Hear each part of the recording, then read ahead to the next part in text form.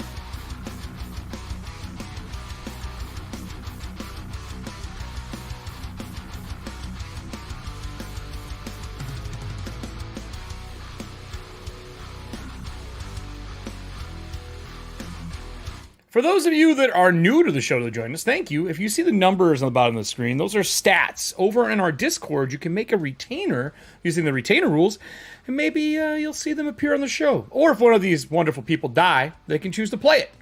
Not that I would kill players. That's rude.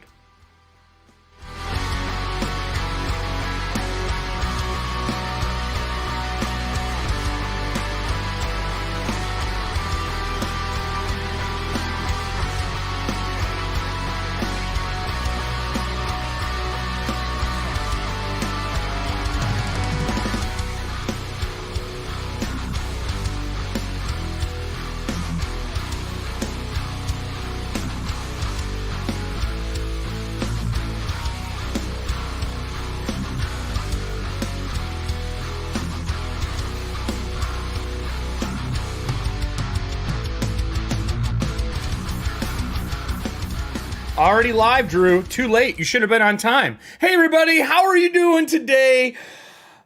I have a lot of problems. One of them right now is in the background, and they're talking shit right now, and it's very rude of them. But hi, everybody. Welcome to Dragonlance, a song of Lance and Fire. We have tons of cards getting played by the wonderful audience. Today, I'm going to give a little recap because it has been an eensy amount of time since we played on a Tuesday. And Drew missed last Tuesday, so I'm going to glaze over the trial because he doesn't want to know what happened, and I don't think that the group wants to relive it. Just saying. So if you missed that episode, go back and watch it. Solera's trial was it was dark. It was metal, and she came out wearing different robes, which I'll let her showcase tonight for Drew because he didn't get to see it. Todd's character did an exit stage left, which was amazing. He got to play somebody else. And then before that, they were all in the council chambers in Capwn talking to the governor and setting up what they're going to do with the refugees of Vogler. They've set up to the west of the city, and they've decided that they're going to, kind of help them settle in. But only one of these wonderful people decided to actually join Capwn. And of course, that's Drew's character, and that's why he wasn't here that week. Because he's like, nah, I'm going to help the military and do the thing that Islamic Knight should do, while the other three went, nah, G, we're good. We're not going to do that. Instead, you can do it by yourself. And so he did. Drew, with that said, because you were so kind to help Capwn, you get a level above everybody else.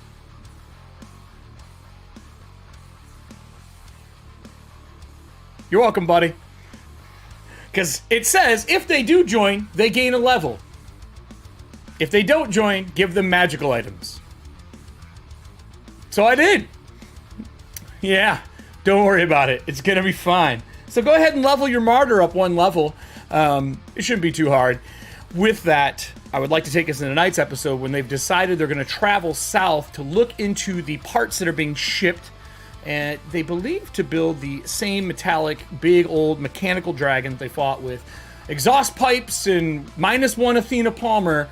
But they're going to go look into what's going on. What I can say is the art for this one looks like it's straight out of Planescapes, and I'm really worried.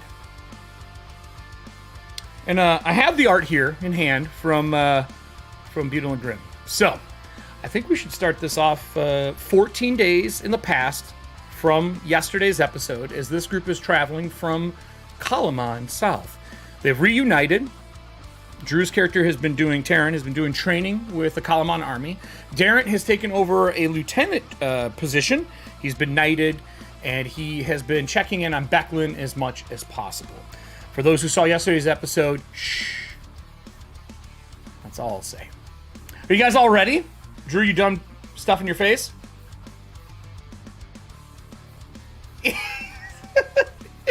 Hey, I have to stall for the man. Can I take my hit die reroll now since I'm absolutely the one that's leveling? Yeah, absolutely. Cool. You're by yourself for this. That is 100% true. Hey! Rolled a 4 the first time and 8 the second time. All right, good for you. Martyrs need it. We have two people on the show that bleed to cast spells and do stuff. So this is the this is the glam rock murder part of our team. The other episode is the production company. So it's so weird. The roadies. The secret I don't time. only bleed. I could also rip skin off. There's no way you can phrase this after we describe what you look like now. Yeah. I will say you do still have scars from last episode. I definitely think you have to. That only makes sense. And I think from where the scars are down, those look like old you. So dark, decaying, black.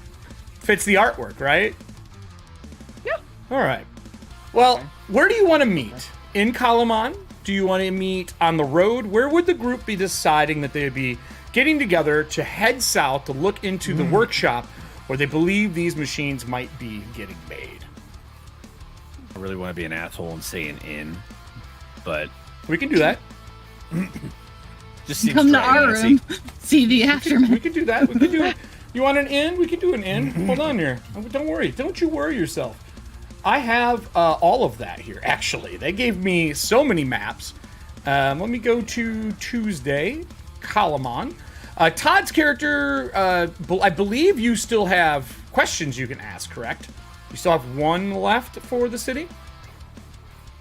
I think that's right.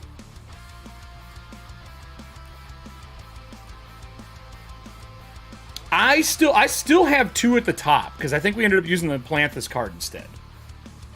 The Knowledge of Palanthus. So I have two, at least this is marked on here, so we'll go with my notes. It gives you one more. You're probably going to need it at some point, so why not? Yep, I just thought of that too. So with that said, this is Capwn Castle. 14 days ago, the survivors of Vogler have been setting up, and everything's doing pretty well. Todd's muted. Todd, talk for me. I'm refreshing you. Try now. Hello? There we go. Now you're good. Now he's not muted. I to refresh don't you. ever say anything clever anyways. What are you talking about? You exit stage left last time. That is clipped and forever. The only way to win is not to play. I mean, sure. Sure. That's true. That's also how you How don't do you play. avoid the Frankhouse dilemma? Don't be there. Don't be there. Don't be there. Ask the right questions. You played a really fun secondary character that almost killed me. Almost, yeah. But we'll get into I that don't later. want to say I pulled my punches, but I sure played him dumb. I mean, he was locked away for quite some time. Yeah. With that, if we are going to look at Capwn, there are a few places that you can meet. This is up to you. There is the Steady Beacon, which is where the sisters are staying right now. There is the Wanderer's Rest, which is kind of the more general place that people stay. You could use Castle Capwn, considering the fact that Drew's character joined the military. You could ask to use one of their rooms to chat. Totally up to all of you. Where do you want to meet for this? Don't look at me. Well, and this is after our time skip. Yep. Correct? 30. This is Okay. 30 after the downtime you had, but it's 14 days before yesterday's episode because they went out and did their thing. You're going out and doing your thing right now. So correct me if I'm wrong. Because of the downtime, and then with Terran kind of going off and coming back, it would probably make sense for him to track us down somewhere. Oh, so Be like, let me no. here. Let me help with this. Drew, where are we going? That's what just happened. Where would you send the messengers from the army to grab them, and where would you all be meeting to get ready to set off to investigate what is going on? We're heading north, right? South. We're heading south. South. Steady last Beacon I is where they're remember- staying at, and then there's one more inn and bar up over in this area. Oh, I thought they had rooms right next to the Hammer Strike Forge where we originally landed in. You stayed town. at like I thought that's where they paid. No, they said that they were going to stay at the Steady Beacon because that is also where the younger and the elder are at. Oh, that's right. Mm-hmm. Well, if that's the case, I would probably just head there then. I wouldn't. I'd meet up with them since we're heading south and we have to go out of the city that way. Okay. Anyway. Okay. Because we're heading out of this gate, I'm assuming. It doesn't matter. I just more want to know what set piece you guys want on screen for it. Yeah, I would probably head to them at the Steady Beacon. All right, Steady Beacon it is. So as you get everything ready to head over the Steady Beacon, the city streets have been pretty empty. A lot of people have taken up jobs helping the refugees outside. The military has been training new recruits that they've brought in to help bolster the army with the recent sightings of the Red Dragon army all around Capwn north. Right now, the sightings have been northwest, something in the north, a lot to the east, and to the south as well. So you're slowly getting encircled. So information has been coming in from scouts that have went out and whatnot about these sightings. But Capwn doesn't seem to care. At least the citizens don't seem to know about it. The military's done a pretty good job about keeping these problems quiet. That's what I'll say. Arriving over at the Steady Beacon, you're greeted by Baccarus the Elder, sitting outside, taking what looks to be like 20, 30 people listening to him give a speech as you approach the Steady Beacon. Okay. Sticking around or just walking in? Do you give a shit? I guess that's the better question. Who's giving the speech? Baccarus the Elder.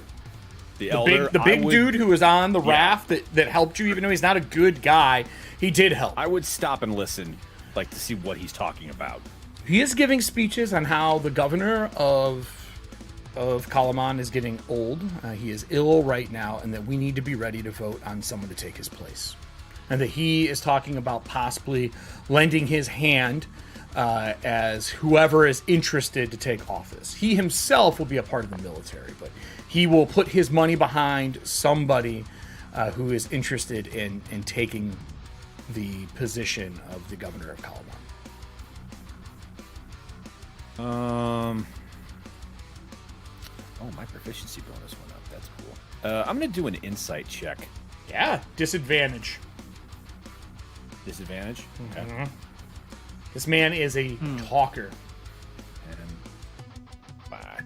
Require It's only insight. an 11. I rolled a 10 and a 5. So he is being honest as far as you can tell. You have been warned by the military to trust him at an arm's length. Like, if you can reach him, you can trust him. If you can't reach him, don't trust anything. Yeah. He will always say whatever saves his skin if he's within arm's reach. Yeah, didn't experience that exactly on the boat, but got the feel of it coming here. Uh-huh. So here is the Steady Beacon. I'll move us over to... Oops, is that the right one? Nope. I lied. This is Steady Beacon. Pretty nice, well-maintained, full bar on the backside. Places to stay. It is got 3 floors of 4 bedrooms. 2 of them are taken up by the elder and younger, and then the girls can be, the sisters can be on any floor they want. There is an outside garden area. He is currently sitting here. He is on the first floor with himself and his son.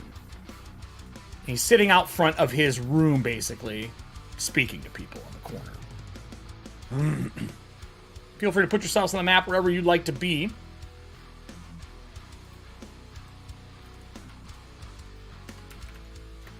And if Todd's character is here as well, totally fine. Just got to be, I'm assuming you're here talking with the sisters or eating or something along those lines. Any time of the day, don't care. You guys are kind of setting the scene for this before we head out. I'd probably be getting here in the morning. Okay. If we were supposed to leave. Sure. So Morning it is. I'd probably be strolling up. And I'd probably go this way. So I'd be like, what's this tent here? The blue and white tent. That is entrance into stables. Oh, okay. Those are stables. City stables, though. They're like people park their horse here and then go throughout the city. Think of it like a parking lot, but like a big city stables. Yeah. Yeah, I'll cut left there as I'm walking down, and I'll probably be coming around the back end of this. So the only way to get to the outside patio is if you're obviously staying here. The doors are inside, so you kind of walk around and come through. The inside of this place is busy. It's more the well-to-do people in the city. You do see other Capwn lieutenants here for the army eating. They give you a kind of slight head nod out of respect as you walk through. While you're not considered a lieutenant, anyone who joined is like right below lieutenants in the army. So anyone that would be below a lieutenant, you're able to deal with and tell them what to do if there's soldiers out of line, so on and so on and so on. You've been given one of the pins, which are very similar to the coin, which is the 2 statues in the blue and gold. If you picked up a tabard or any other colors to kind of fly as part of it, that's up to you. If you just wear the brooch, that's also fine. No, he just wears the brooch. He's a Knight of Solamnia first and a member of this army second. Okay, perfect. As soon as you walk in, one of the waiters says, the 2 ladies are waiting for you outside. I don't know that I've been here before. Probably not. You haven't been here. I mean, it's been 30 days. You've been training with the army. Usually the army doesn't hang here. You got to be kind of wealthy to be here. He kind of, nods and turns around and walks out the door. No, this way. This way, sir. This way. Back inside and through. They're inside. Oh. Jesus. All right. Come, just follow me. I'm sorry, sir. I'll be right back. And then they walk away. This place is packed. And he opens the door into like a courtyard. Oh. And it is really nice out here. Like the walls are all painted up to look like you're inside the castle. Like it's that kind of feel to it. Very ornate, very well maintained, plants everywhere. I'll flip him a steel for his trouble. Oh, thanks. Enjoy. He shuts the door. Gold is a gold. Yeah, it is. Thank you, sir. I'll wave him over. We chose this table, I'm assuming, because it's of strategic advantage. You know, you got your back against the wall, you can see the entrance. There's a bathroom right blank there. Style. And there's a toilet right next to this table, so it's not like it's food is very bad. comfortable. No. But Is it? Yeah, there's a toilet right there. Are these low walls? Like, can you see them from No. the street? No, you can't see in here. Whole thing's encased. It's like an atrium. Full-fledged atrium. Okay. So, as that's going on, the first thing I would like to do is you notice that the robes that is being worn by Solera are white now with shiny black thread. I'm going to show a picture to the group because I think this is a very good representation that we found of not only the robes, but I would like to also say that you are having a verbal discussion with Weehan in a language you actually don't know. Oh, that I don't know? Mm-hmm. No, she doesn't know it. It's just a dead language that Weehan's talking to her. But she's saying it verbally, so none of you probably know it either. Maybe, well, Todd's character might. I don't know how smart Todd's character is. But I'm going to pull up her item, and I'll let you, you can kind of describe how you look in the setup for this. Here is the robe she is now wearing. And yes, her hands are black in ichor. Nice. Oh, The bottom of the white robes are all stained. And it's got threading in it. The robes look very heavy. Like really thick, heavy robes. I feel like as she like picks something up, you see the sleeve kind of drop down, and at first it looks like that like white heavy fabric is almost like reversed with maybe a lace or something. But as you look further and it kind of like sloughs off her arm, you see that those threads actually reach back up and start to get woven into her own skin throughout, wrapping around them. that tracks. Did everybody get a symbiote? Nope. I'm just doing something. I'm just doing something real fun with the wizards for Dragonlance. Sweet. And Erica, so I don't normally speak this language, but You right understand now, it. cool. Perfect. Is this a private conversation, or the rest of us privy All the to other know? tables are staring at her because she's speaking like a creepy dead language. It's a good security I got measure. Draconic, Dwarven, Yeah, and right. Elvish. That's it. Yeah, Nope. I was gonna say Elvish Common, Abyssal, Undercommon, Okay. and I'll ask her. Is it all right if others know what you're saying, or is this just for Solera? That's up to you, Slayer. He's asking you, not me. Oh, I thought he was asking Weehan. Oh, Weehan is speaking to her, and they're having a conversation, and she's both voices. Like, she is speaking Weehan's part and her own. Oh. But it's all that strange language? It's all in a strange language. 2 different voices, though. She's like a speaker. Literally. Then I will Sorry, try to I'm confused casually by the cast description. comprehend languages. How are you confused? Weehan is speaking in 2 different voices? Weehan is speaking, and Celira is speaking. It's 2 voices. Right. But all of it's coming out of her mouth. Out of whose mouth? Out of her. Weehan's not there. Yeah.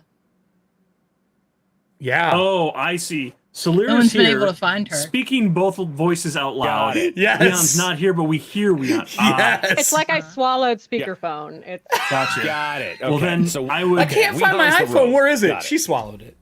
Weehan's the robe. Got it. Okay. While we're waiting for our appetizers, I will ritually cast comprehend languages. What languages does that allow you to... Any. Is it any It's and very all? limited to Pretty sure it's limited. the literal meaning of any spoken language that you hear. Okay, so then do you know what the language is, or do you just understand it? I just understand it. Yeah, I think you should understand it. You wouldn't have to tell me what it is. I would just kind of know what she's saying. Everin and Taryn, I need you to take your ears off. I was just going to type this to her after the show, but it's a scene now. All right, let me fix this, everybody. You got to know what you're hearing and reading. Yeah, I agree with that. So let's go over to the other table, everybody. Okay. beginning of the day or the end of the day. It was up to you guys. I thought that's what you all said earlier. Oop, wrong person. Oh, there he is. Cool. Just the 3 of us. So Weehan and her are discussing this. You can obviously talk your part, but this is what Weehan is saying. I have the book of Fist-Hand Analyst. You don't have to worry about him anymore. Oh, wonderful. Problem is, I have to shut down the shop, lock it up, and I have to find a way to bind him, not only the book, but to get him back to the Towers of High Sorcery. The shop is not going to be open for a few days. I've told my attendant to leave. If anyone asks why, please tell them that I will be gone. With that said, Fist-Hand Analyst is not only dangerous, but he's left a mark on you. That means that if he ever needs to scry or find you, you're going to have to protect yourself. I think I'm capable of that. But why would he want to find me? I mean, What do you mean, why would he want to find you? He's trying to find a way back into this world. He's yes, made but physical hasn't he already- contact with you. Mm-hmm. No. I'm sure there are other people as well. No. Oh. No, he is trapped to the book. He is a lich. That is his phylactery. Understood. Okay. We can't destroy what it about- because that would release his spirit, and that would be worse than him being trapped in a book. I know what that is, or can I make a roll to Arcane. understand it? Make an arcane. It's not very hard to know who this guy is. He's the most feared wizard in all of Corinne's history. What about my sister? Is she going to be safe? My understanding Yeah. is he should be. Should be fine. 10. You've heard of him, but you just know he's dangerous. You should be safe. She should be safe. You're no longer connected anymore, correct? Okay. So that in the worst case scenario, if he scries on you or looks for you or sends undead after you, she would be maybe seen in the scry, but I don't think he can locate her directly. He has no piece of her or anything. Again, though, I will be gone, which means we don't have a necromancer here, and we don't have a wizard of high sorcery to answer any wizard's questions, which means I am going to put you in place of that job for now. You're the only one who came to me that trained. I trust you at least enough that you got out of the situation with him. The book has been delivered to me, and I trust you that you will help any wizards that are currently studying or getting ready to take their test. If you need access, I will give you the words. And she shares the words to open her shop, which means you have free reign to use her shop to train students at night. Perfect. With that said, there are 4 wizards in the city right now that are unlicensed, have not taken their trial. And I do know that the Shackler is in the city, and they have been bringing people in. How long ago were they last seen? I believe they've set up residency here, but I don't know who they are. Understood. Do we have information on those foreign licensed practitioners? In my desk, the roll top, you will see a envelope adorned in black and sealed in a golden wax. Open that. Use the command word that I taught you earlier. You should be fine when you open it. If anyone else is to open that, put the bones in the basement with the rest. Understood. Anything else I can do for you before I leave? I was hoping to get some components. Anything that you need components that are under, I say, 1,000 steel, I'm fair with you just using from the shop while you're watching. That's fantastic. Please don't take any of the scrolls, though. No scrolls? All right, just components. I sell those. The components I can get or grow more.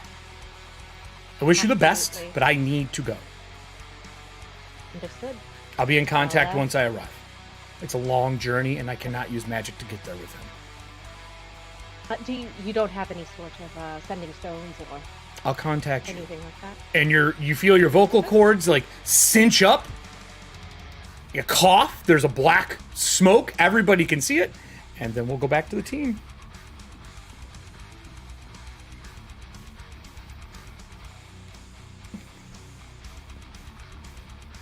So what are you all eating?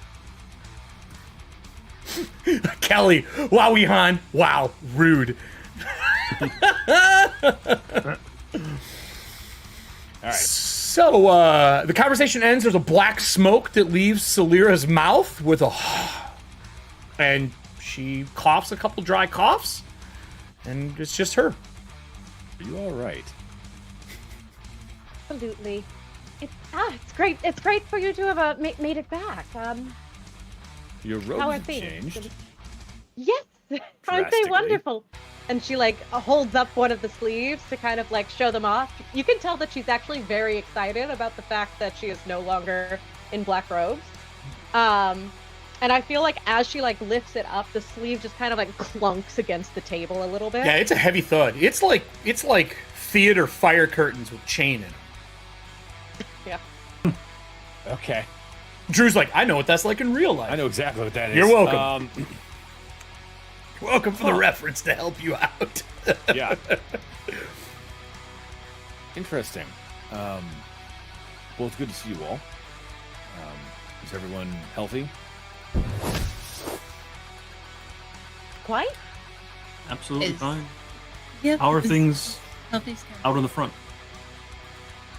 Well, I mean, not great. And he sits down, and he starts to kind of brief them on what they're going to be walking into as far as he knows, just with, we know that there are people here, here, and here. We're basically Sure. starting to get surrounded.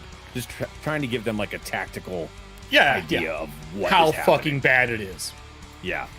Yeah, that's 100% fair. Do you have any skills that you could use that would give you an idea of the actual situation you're in? Like time frame, what it looks like, the war maps that you've seen down with the Marshal, any of that kind of stuff? Me? Yeah, you. Yeah, you're the one who's doing all this stuff. These guys have just been... Don't worry, they had a beach episode. They've just been partying, hanging out, not destroying anything, like continuity or timelines. I'd probably... Sorry, repeat the question, Eric. Would you have anything that would help any me with skills, like warfare, knowledge, things like that? what- History, to help anything with along those lines? Specifically, What's going on? Like everything that you've compiled, how much you've actually figured out. Besides what you've said, 'cause everything history- you've said is right so far. yeah, history, survival. History makes the most sense, I perception. think. History. Okay. And with the aid of the other army people and the Marshal, I'll give you advantage on the roll, though. This is something you did before you came here. Okay. Oh shit! I'll take the advantage. That's a nat 20. So Okay. 24. Not only are they closing in, there have been a lot of not just Red Dragon Army soldiers, and I'm talking all walks of life, from humans to goblins to hobgoblins to ogres to draconians. There's also been smatterings of undead spotted in the thick of it. Like once a place is taken over, undead is seen leaving cities. In how great a force? Anyone who was killed. like entire villages are being brought back and moved. Ghoul wars all over again. And all of them, Right. well, they're skeletons, and all of them have been moving south from their locations towards the mountain. I'll pull up the map so you guys can have a better idea of what we're looking at for here. So let me take us over to... Guess I'll use this one. This one has the best map, I think, in the upper left-hand corner. You can kind of see everything there because it covers the south as well as the north, right? So we are currently in Capwn here. And the mountain they are seen leaving everywhere north in hinterland, all the way up into the desert to the north and from the east, and they all head down towards this mountain range. I mean, they're moving through Estwild, they're moving through Nightland, but they're all moving to this mountain range that goes along the bottom of the map. Are they moving? Do we have any intel once they hit the mountain range where they go? No one's had sight on them. No one's had sight on that. They are converging in the same area. Yeah, they're all converging to the south somewhere. And any of the villages that are on the way, the undead don't seem to attack them. They're just moving. The skeletal groups, they just make their way there, and they don't rest, so they move day and night. And there's just packs of like 10, 20, 30, some up to 100. And the further south you get, the bigger the groupings are. So they're not with the army. It's just undead themselves walking south. Yep. With that natural 20, the thing that has been commonplace is after the villages are attacked or burned, there has been seen purple lanterns in the cities. That's the only consistent, or purple candles or flames in the city. It's the only thing that has been consistent.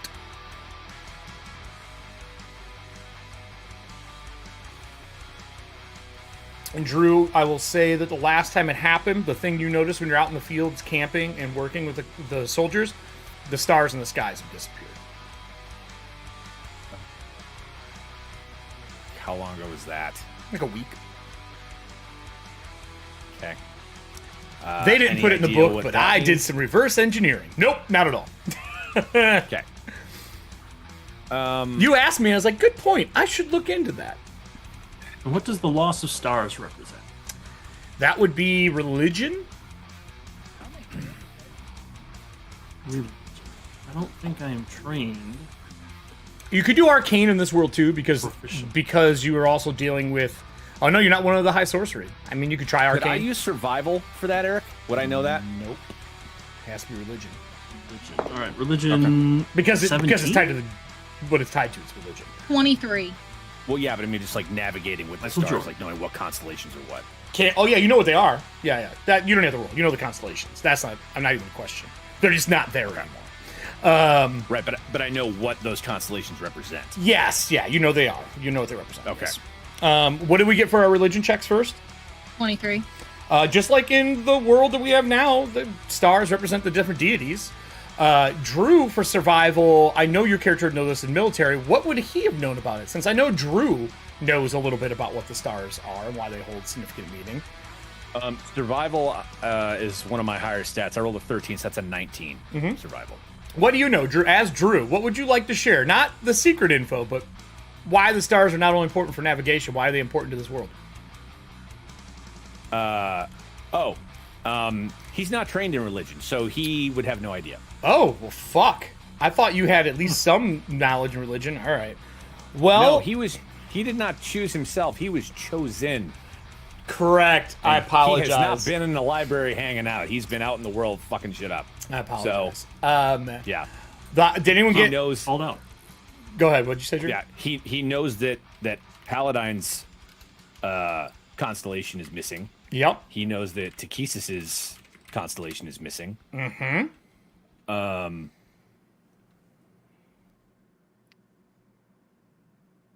are the only two, right? Or is because Majir came later, I think. Right now, they all disappear for one night. And then when they come back, there's only two that are gone. Right. So all the stars disappeared, and then they came back, and those two. And were those missing. two constellations are missing. Okay. So looking up, you guys said you're here during the day, can't see into the stars. But I would assume the one hyper-religious person in the group that no one, publicly doesn't know, but this group does. You can have contact with your god for 24 hours. Didn't even get spells that day. And you always have been getting spells, even when everyone thought they were gone. And now there are two constellations missing, which between all of you, you're correct. It's Paladine and Ttrpgfamily that are missing. So you lost access for 24 hours? hours. Is that what you're saying? Are you saying that, telling us that, or not? Yeah, no, I'd say it. Just like it was just a slight hiccup. Perhaps. It's just I've been doing this with her since I was 22-ish. It's been 60 years, and she's never missed a day. And now it was just 24 hours though. We just didn't leave. We just didn't leave. Just in case. And just briefly, very briefly, Hagen's skin starts to get a little red, and like there's a little bit of a wisp coming off him, and then it subsides, and it's like, ooh, Solar Rock really likes that idea. Like the idea of what exactly? No gods. No offense. He does not like higher powers being in charge. I mean, at all. none take it. Believe me. Honestly, like if we could just keep the one, so I can have my stuff, I don't really mind. I mean, from what I've seen of what you're capable of and what your deity represents, I would definitely see that one being the last one standing. Yeah, I'll take that. Sort of true. What's sort of true? Terran just kind of. You see him visibly like hold something back. To be fair, I would like yours to be around so you can have what you need. I'm not completely heartless. I just don't. You honor me with your comment, but I am here for him. He's not here for me. You have it backwards. Fair enough. Okay. So you were all... Eric, yeah? did I lose my stuff that day too? Yeah. If yes. Okay. It was like a blackout. Okay. But you gotta remember, not much of the world believed the gods were around right now.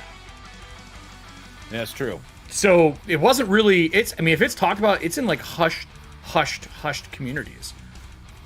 Because right now, in mythology, right now is when the gods start coming back. Well, people start believing again. Right. So, yeah, nothing is wrong. Everything is permitted. Nothing is true. Everything's permitted. Everything's fine. Kelly, don't worry. You don't worship a deity. It's fine. So, with that said, there is a door. The door opens. Two other individuals walk in. And the old fling of Terran walks in, along with another woman in like heavy bronzish golden armor. Oh, it's Kelly Diana. Hi. Yeah, exactly. It's Kelly Diana. They walk in, they look around the area, and then they make your way over to your guys' table. They don't beeline, but they kind of walk around everybody. They grab two chairs off the wall and pull up seats. They said, "Do you mind? We're actually heading to the south as well. We spoke with Capwn, and they think it would make the most sense if we traveled in a large group for this situation, in case there is another one of those metallic dragons there. If you'd like to support." Frequently? You have met one of them in the fight. Okay. She's the one that came into the room, and Terran and her knew each other. I can pull the retainers on screen for you here. So you got Yelena Namajor. This is Kelly's. And then you have Kylena, because they hate me, and they had to use the same fucking names. And then this is Diana's new retainer, because her other retainer died before she ever got set time. So I read that as Kellyanna. yeah, Kellyanna, whatever. Just still, Thanks, you two. Thanks for having a conversation. She is a knight as well, Justicar to be exact. She believes in kind of scaring the people that she fights with just her prowess and intimidation. You know, Taryn, that she's a hyper-intimidating individual. She's like 6'6". Easily can lift a horse off somebody. And the other one... You do.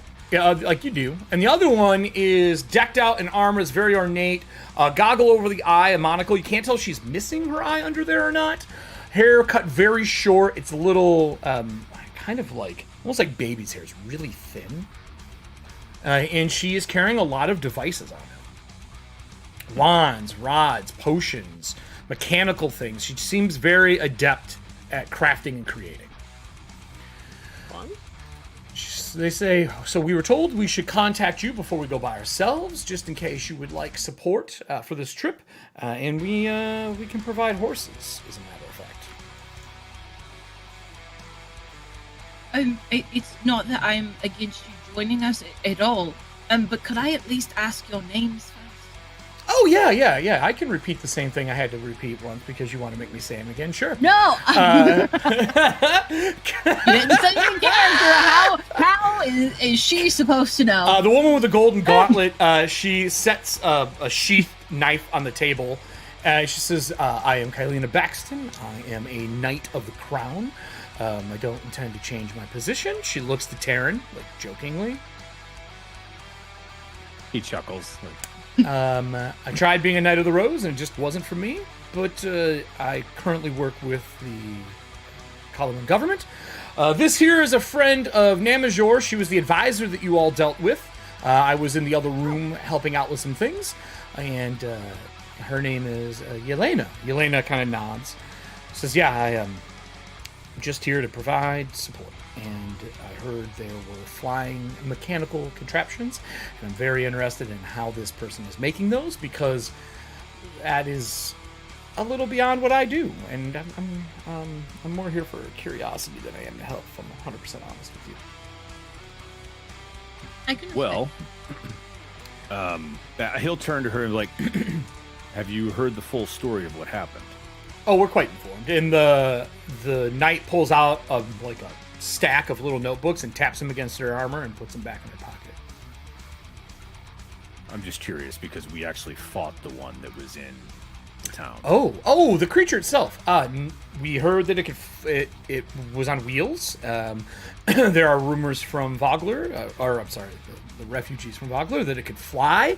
Some casting a ritual. And then Yelena here has told me that you fought walking dragon people, apparently, at some point in time. She said she and her advisor that she works for also met with one at one point. Easily dispatched, I guess. I don't know how much I believe any of this, because I've never fought one of these dragon people. But I do believe there was a flying creature in the sky. I don't believe it was a dragon.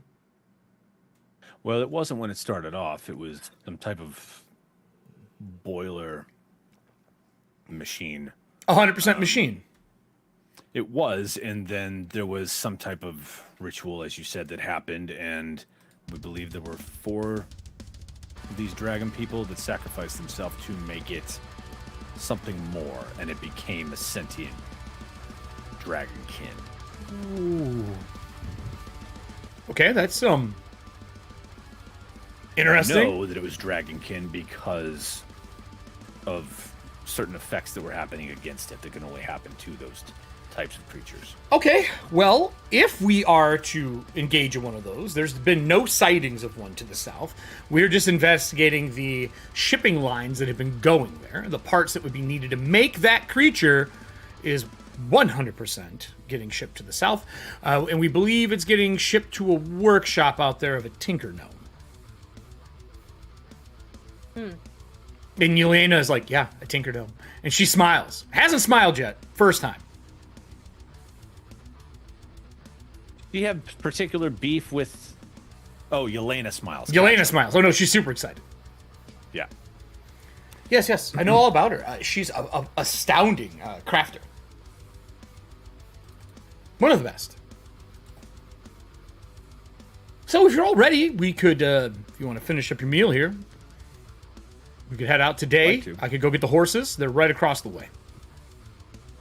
Eric, was I did I get a horse with my commission No. from the army? They only commission horses when they leave because there's not enough for the entire army. If you were a lieutenant, an actual lieutenant, you would get one. But you can ask for one. Like when you're leaving, you go, hey, I'd like a requisition amount. Yeah, I would have, knowing that we were heading south, I would have tried to. Okay. Says, and I can get everybody else one. Do you all know how to ride a horse? Yes. Yeah? If I had followed Drew and gained a level, I'd be able to make my own. You just make a horse. That's I'll true. be your horse. I could make a horse. Well then, if you are interested, I could, I'll go get this set up. Yelena, if you'd like to give him any details, she's like, I have nothing else to share. I'll go with you to get the horse, though. I'm not really hungry. I ate before we came here. I have rations with me. It doesn't really matter. Great meeting you all. Yelena gets up immediately, about faces, and like she's ready to go. Kylena, I think Kalena, Kaylana, Nana. Kylana. I like the last one. Accident. Yeah, Baxidin is the last name. She says, I Might be easier. will get the horses and bring them across unless you need a day. I do think waiting too long, we may lose the chance of any element of surprise if this creature is being built or crafted. No, I'm fine with leaving today. I am, however, going to order a hot meal before we leave because I've been on rations the last 2 weeks. Only 2 weeks. She gets up and turns around and walks out the door. Do you actually stay and order food? Yeah. Okay. Since we're sitting here because we're Sure. going to... Yeah, 100%. Like, I'm still trying to I think catch it's up with them and hilarious. see where everyone is. We never got our appetizers anyway. We can order again. Yeah. So then I will say the camera will kind of die down as you all catch up and talk. As the food starts getting served out, it pulls up out of the atrium and over to them, getting the horses ready. Kind of fast forwards into about midday. You guys are gone for about 3 hours, getting your food, eating. You know, all the normal things that happen when you haven't seen each other in like 30 days. Actually, longer than that. It's been almost a season that you've been out training and doing stuff. While they've been lollygagging and beach episodes. So, Charon sketching his meal to send to his friend. yeah. Fucking... Here you go, dicks. Usually, I ate this at this place. Have you had it before? I'm so making a character that only draws his food now. That is your fault. Fuck your food picks. Fuck your food picks. Food picks. So, with that, Patachow. about 3 hours pass as you all make your way across the stables. Sure enough, there are horses there. They all have Kalaman tabards on them, and they're in chain, so they are armored, and they are war horses. So they did it because it's easier to, they kind of ride themselves. You don't have to worry as much. Like, that horse will follow the lead horse. And they're a mixed match of, like, white, brown and white, black, this all over the board. So pick whatever you want for your horse.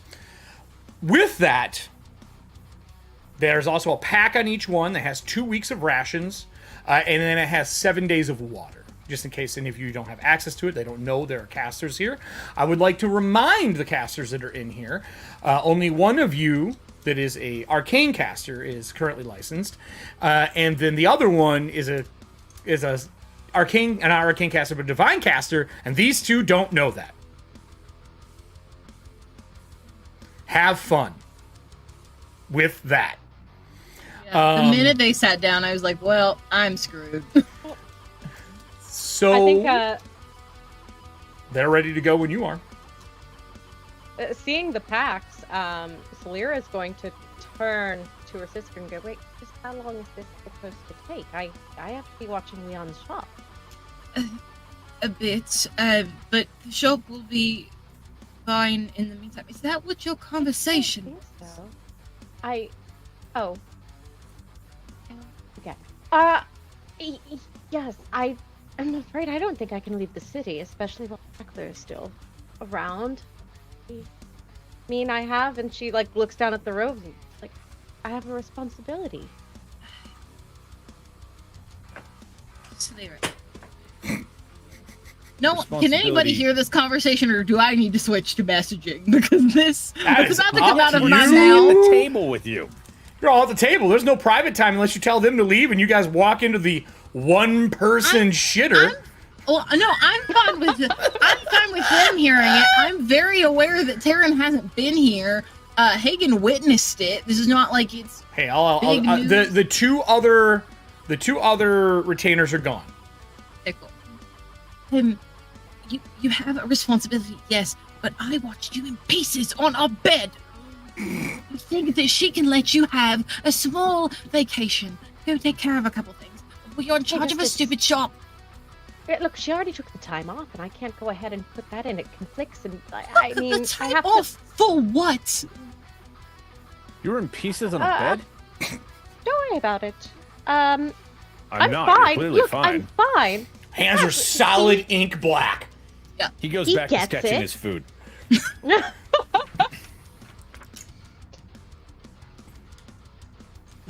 I mean, Turn up your volume one, far. Salira. You're really quiet. Oh. Like, really quiet. That's That's better. How's that? That's a little better. Okay. You were mouse quiet. I had to keep jacking your audio up. I'm sorry about that. So, anyway, back to it. Yeah, that is true. I mean, you could try to go catch the person who works in the shop for her before they leave and ask them to stay a couple weeks. Oh man, how long did she say she'd be gone? We'll If only it's be back in gone a 2 couple weeks, that of would be weeks. very If fair. she's going to be gone longer than a couple of weeks, we will be back. Take over the shop. Yeah, Allie, you're still quiet. I thought you said man. It's like, Allie, no, you're not quiet. I have to turn you down. Your mic is hot. that sounds right. That sounds more correct. So continue, Moxie, while she's pretending that she's studying spells. So we go. Oh, You no, I'm talk I know to what the, you're trying doing. to I'm convince kidding. you. the shop person. I'm not like an arcane person. I don't know if they would like value my opinion in that way. But we go find them. You ask them to stay in your stead for 2 weeks at maximum, and then we go do what we need to do, and then we come back, and you can take over the shop as much as you want.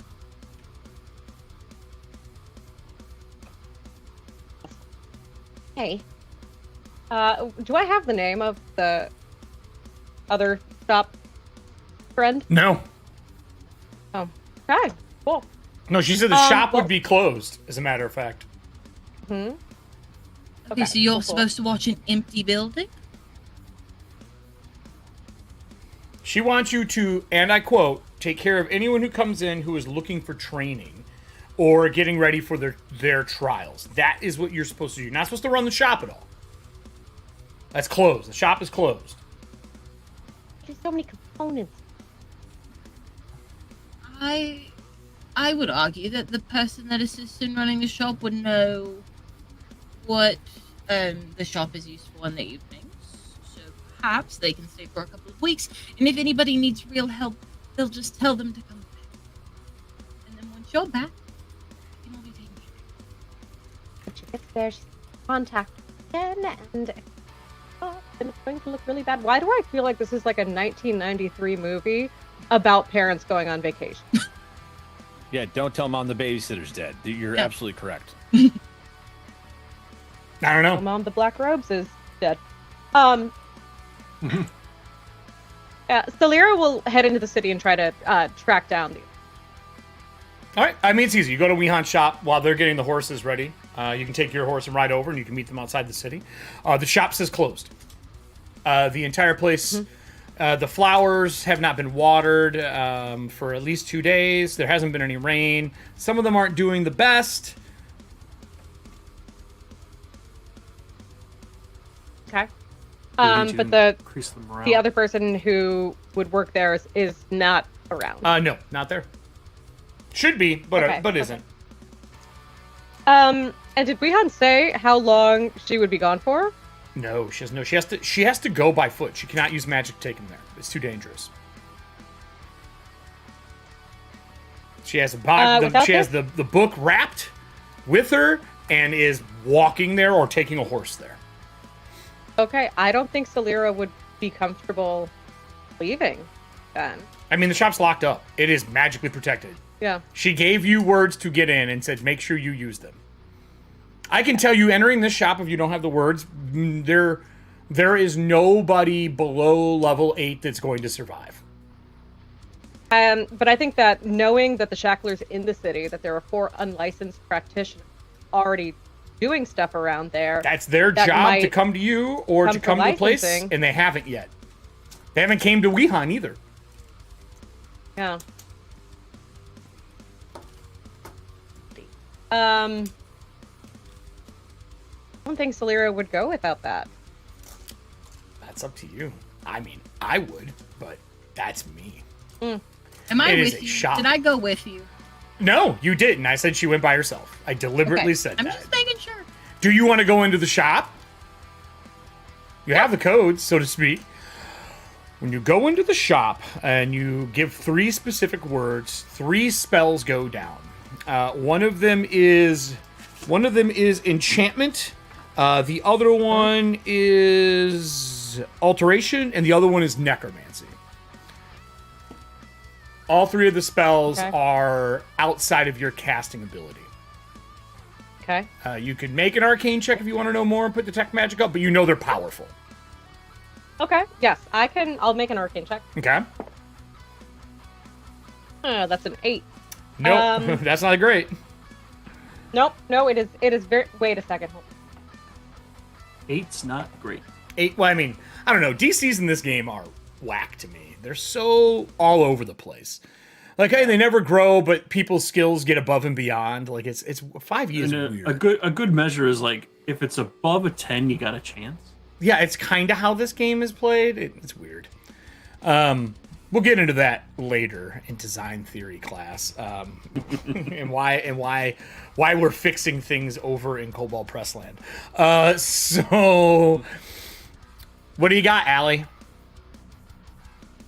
No, that's it's a 1 10. is the loneliest number. Okay.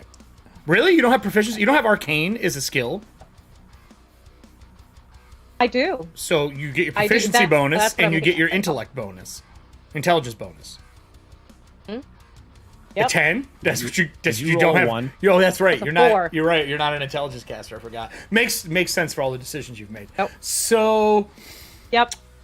yeah, you don't know what they are. I've never seen this before. You open it up. Look at that. There is an audible noise. Hold on.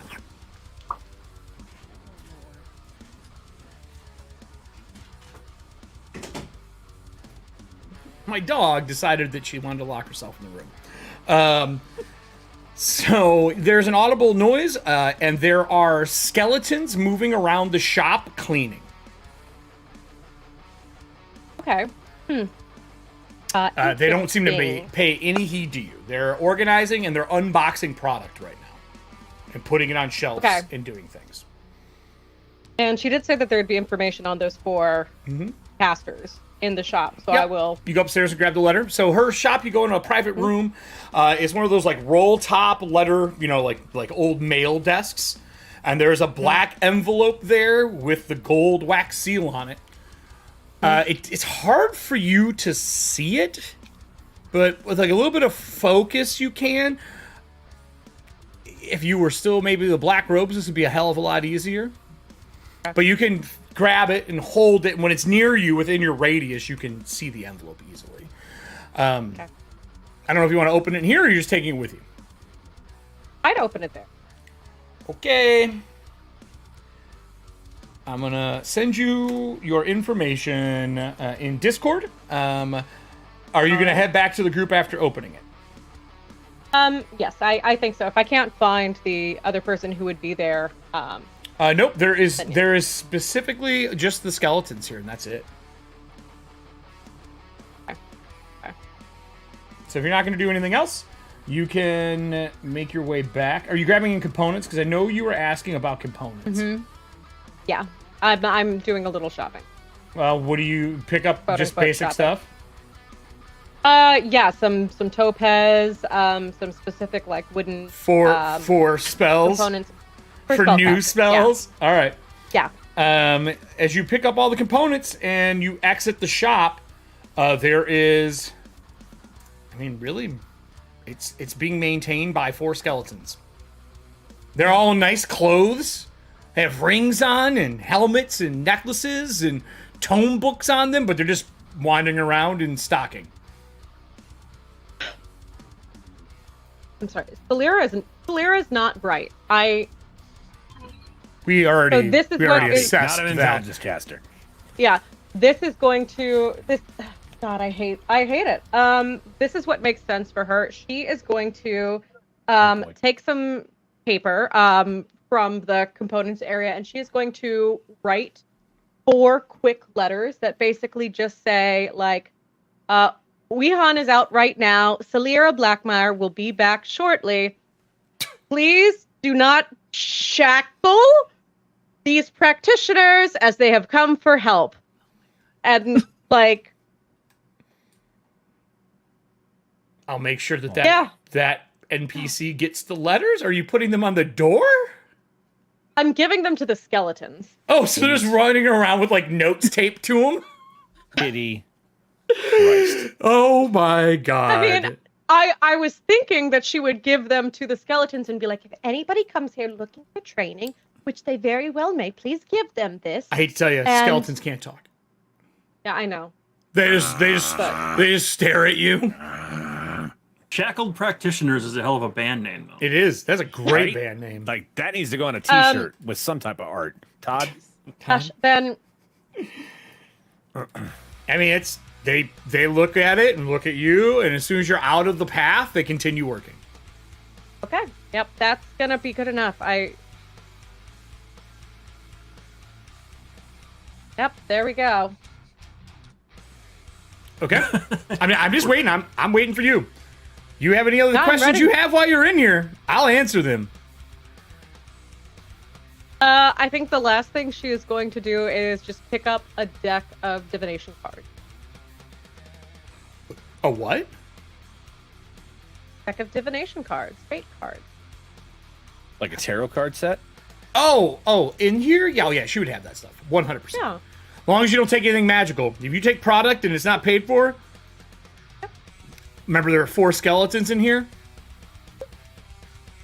Probably security. Okay, just making sure. Womp.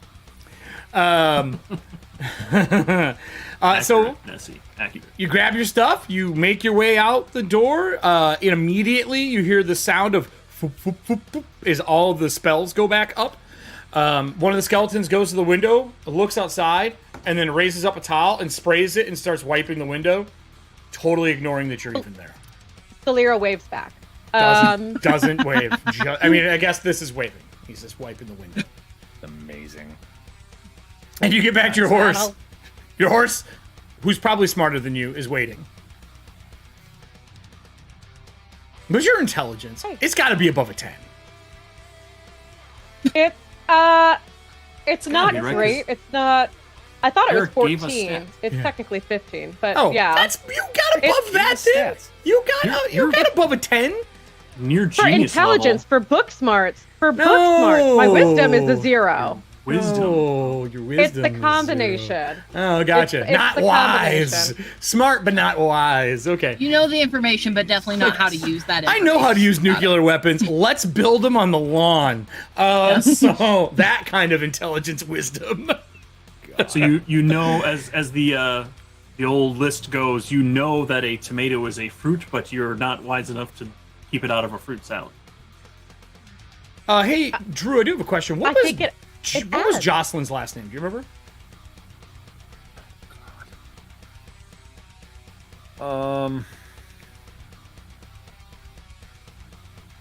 I don't remember it. It doesn't matter that much. Type it to me if you remember it. I need it for this list. And then I'm trying to think if there's anything else you would see on the way out. I think that's it. I think that's all you would know about the shop. I don't think there's anything special that you would know because you didn't really dick around. Just grabbed your stuff and left. It seems occupied. It seems protected. You got your list of the names. And you head back to the group, leaving the east gate of Kalamon. They're all been waiting for you for a little bit of time. I will take us back to the Kalamon map. Is there anything else the group wants to do before they head out? You said there's water on the horses, yeah? Yeah. 1 week of water, 2 weeks of rations. Each has like the saddlebags on the sides. I mean, I obviously have my bag that's got my orb and stuff in it. Okay. Yeah, I mean, there's room. You can put other stuff on it. On the back of the horse, you put stuff. I will say when Celira gets on the horse, you weigh more than a normal person right now because of what the robes are made of. Like, you are about 3 times the weight of a person your size. Boy. And the horse, like, feels like it's someone in armor, doesn't have a problem. If you ever have to buy a car, I mean a horse, this is the horse you would buy. Like, it's a war horse, it does not care, it's in chainmail barding, doesn't buckle. Like, when you get out of chairs right now, like, the chairs creak because of the weight of the robes that you're carrying. You can fit 3 whole white robes on this baby. Just like 3 whole white robe casters. As you head out of the city, making your way along the road to the south, this will be about midday at this point. I'm assuming the marching order is probably going to be Terran and the other knight up front, and then a mixture of all of you through. Like, I don't really care the order, but the 2 in front matter. I do need to know who takes up the rear of the group. Out of everybody. It will not be the retainer. The retainer is actually riding on the horse, has built a contraption to sit on its neck so it can still ride on this weird spring platform while you are riding. Wow. That's pretty cool. Taryn, do you want to do it or should I? I'm already up front with the other knight. Unless you want to be up front, then I'll take up the rear. No, that's fine. I'll take up the rear. Okay. I will take the first hit of the ambush. Okay. So you take up the rear. I need the ones in front and the ones in back just to give me perception checks. Nat 20. 26. Awesome. Nat 2 for a 5. That's awesome. Between the 2 of you, traveling through the farmsteads and everything heading south, a lot of the crops and lands have been burned up. Many areas, just swaths, are destroyed to a point to where it would take some form of divine magics or maybe alchemical concoctions to bring the soil back to something fertile. This is a long trip south. Burning crops is actually really good for the soil. Right, except for some of the soil's glass. But it's not soil. That's not good. No. Not good at all. It's bad. This is a pretty long ride. I mean, this isn't a short trip. Like, I don't know why they say this is a day using their own hexes. It makes 0 sense. Because it is way more than a fucking day from the city. It's like a week travel south. You do pass a few other way stations that are in disrepair.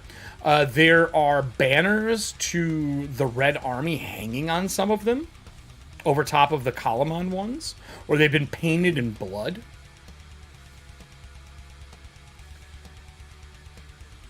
Baxton, who's with you, says this is... I feel like we should be taking this stuff down for any of the survivors that are here so they don't think we're getting encroached on. I mean, it is a warning, but it is a threat to this area, to the lands. Do you think we have time to do that? I'd rather keep them up and keep wandering eyes from being here and being in the way if something does go down just because they were curious. You don't worry about the fact that people are going to think that we have become weak as the capital of this area?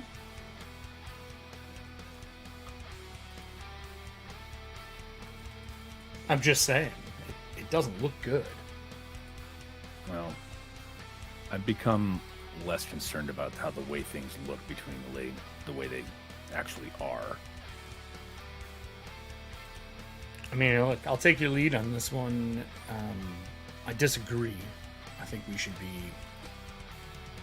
saving face.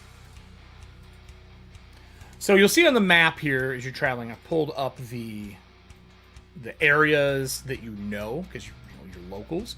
Vogler is here, that we've left. Kalamon is here.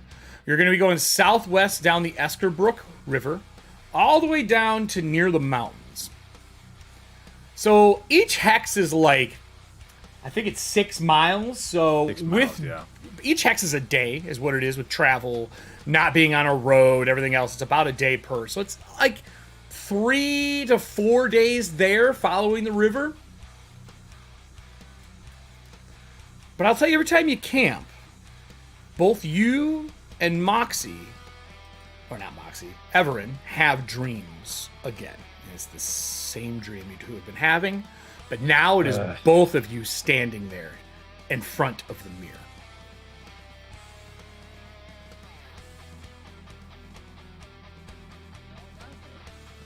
It's black obsidian.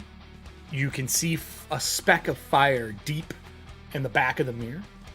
The next time you rest, the fire is closer. The next time you rest, the fire is closer. The fourth night, and you should be there the next morning, the entire mirror is ablaze inside.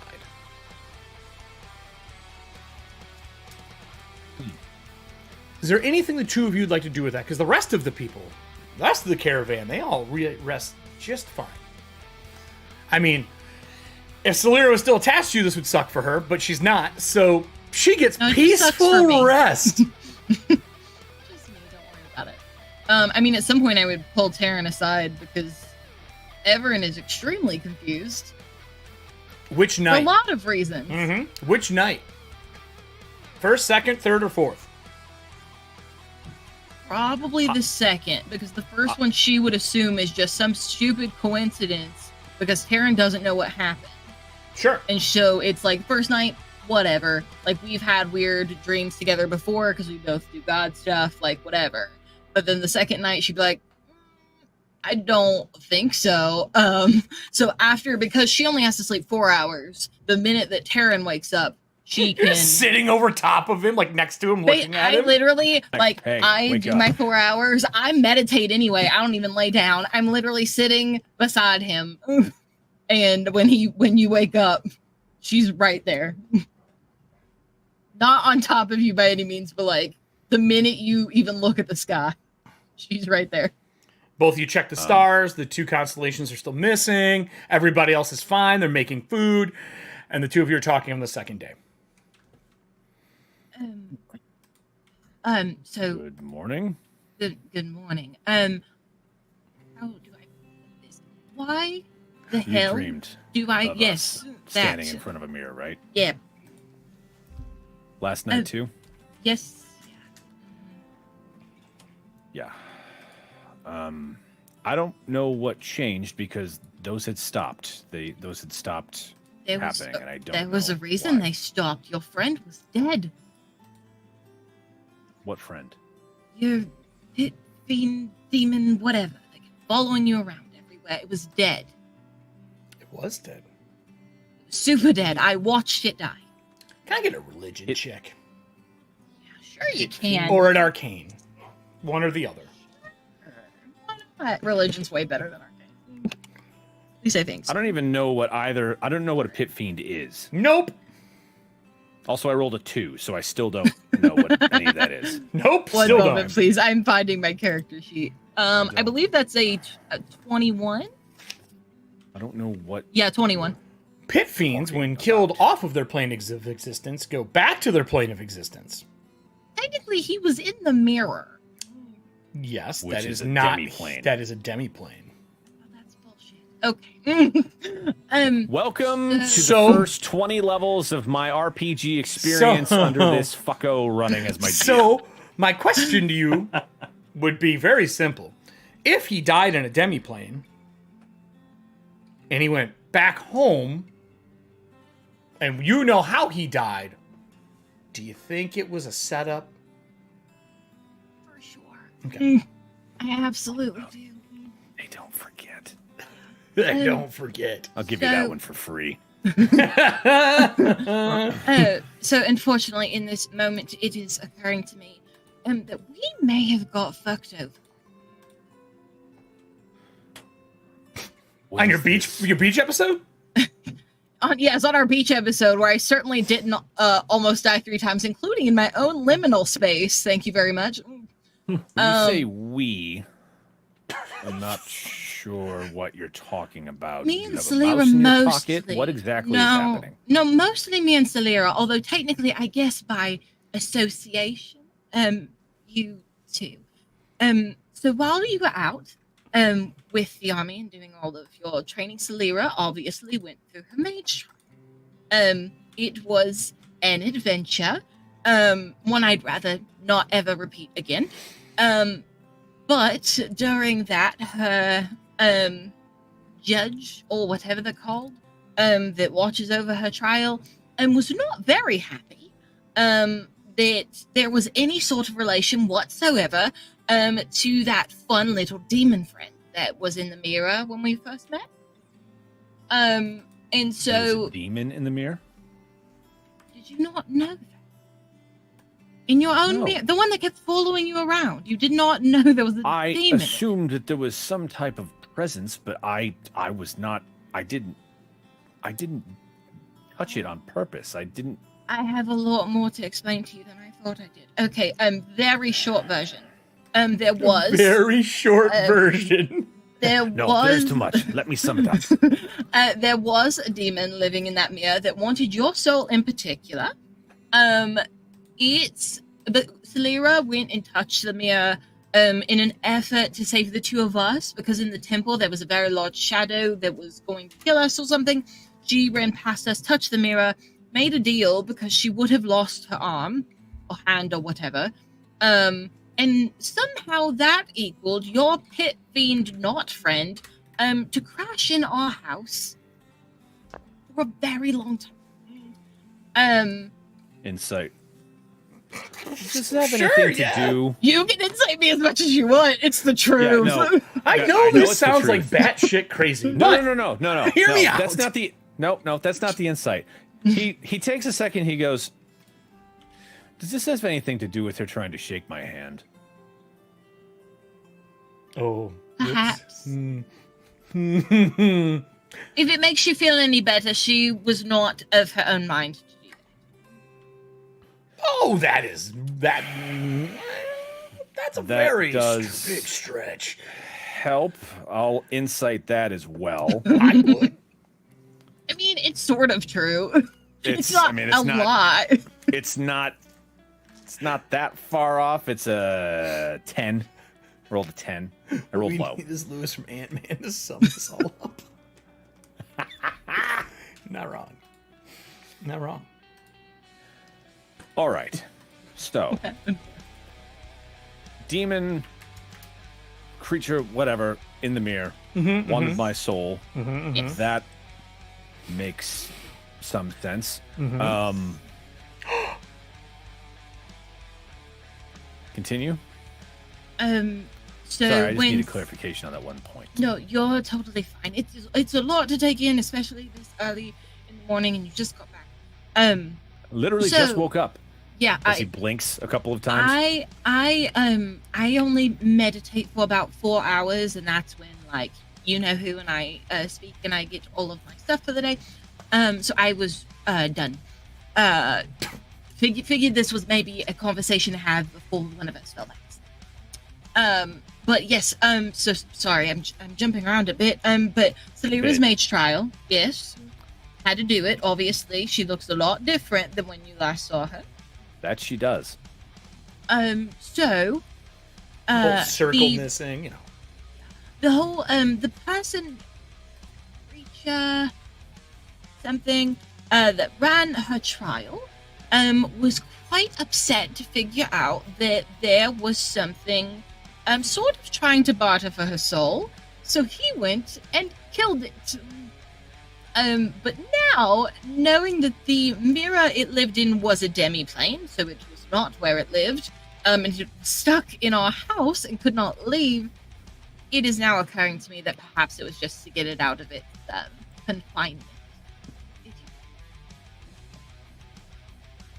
Oh, you mean it tricked you into killing it, is what you're saying. I didn't kill anything. I didn't even want to be in the room. Unfortunately, I was almost sinkholed into the bottom of a liminal space. Look, you could have done what Hagen did and just exit stage left.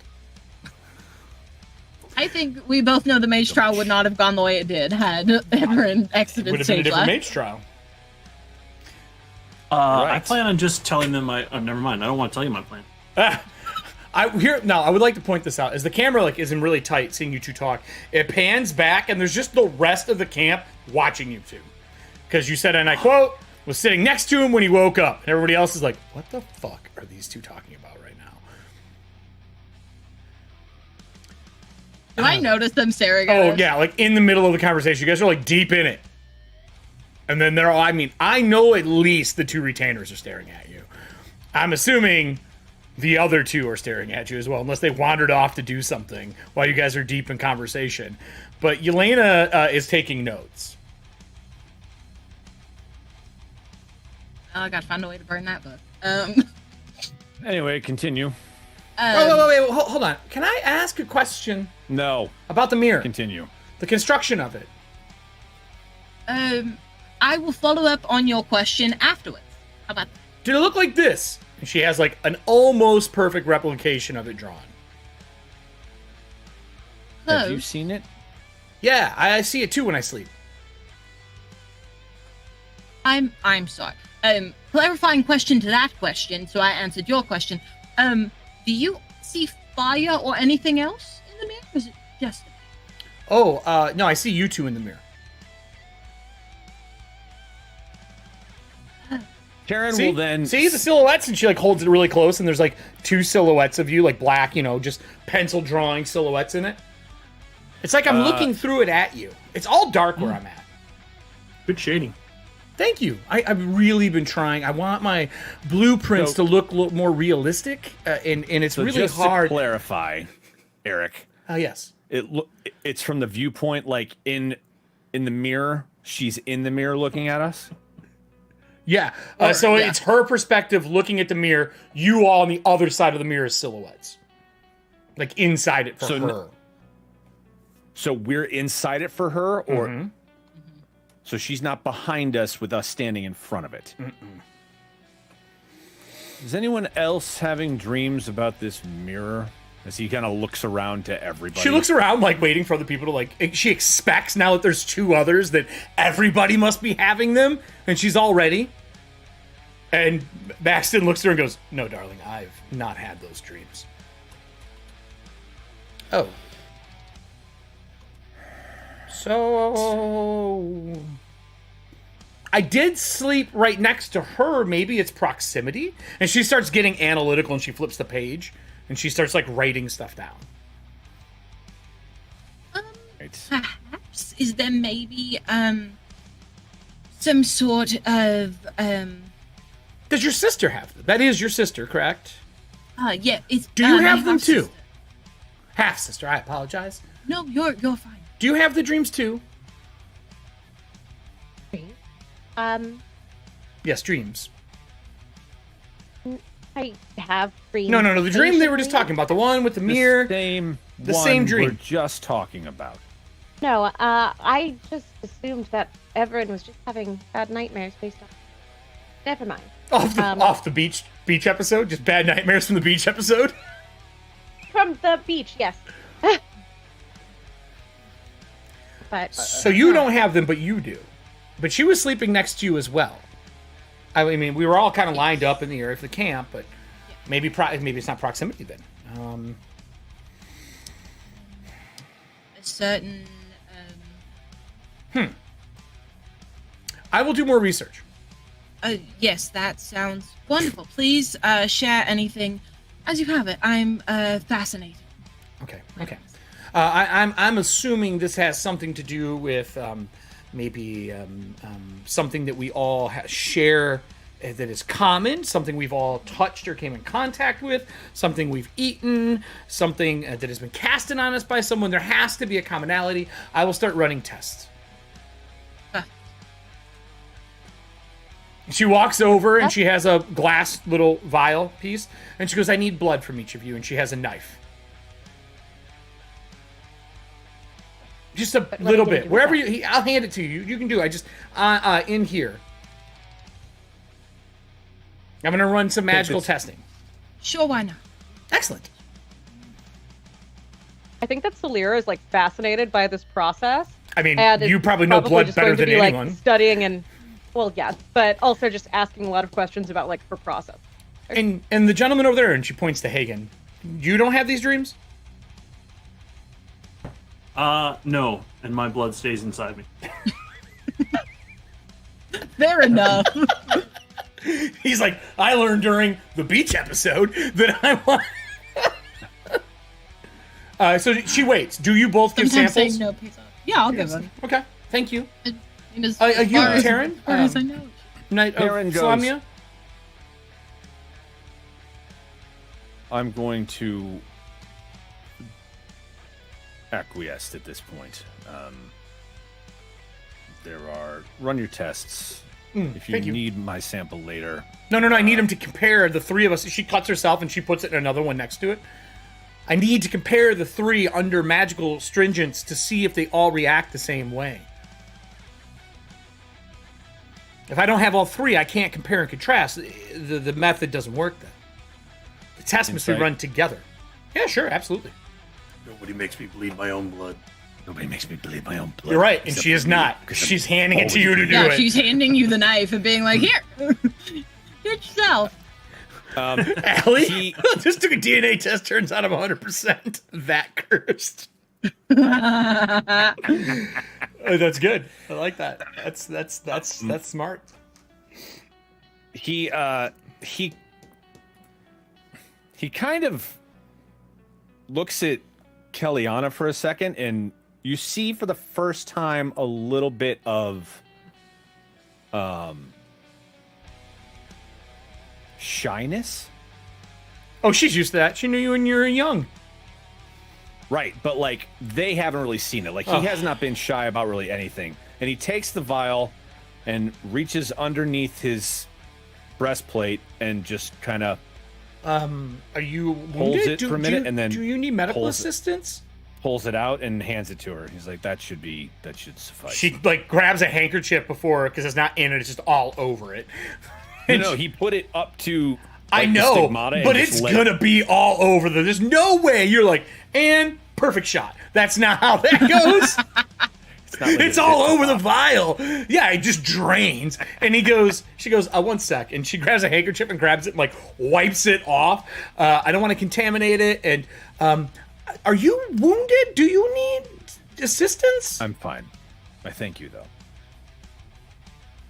That seems you filled this. That seems severe.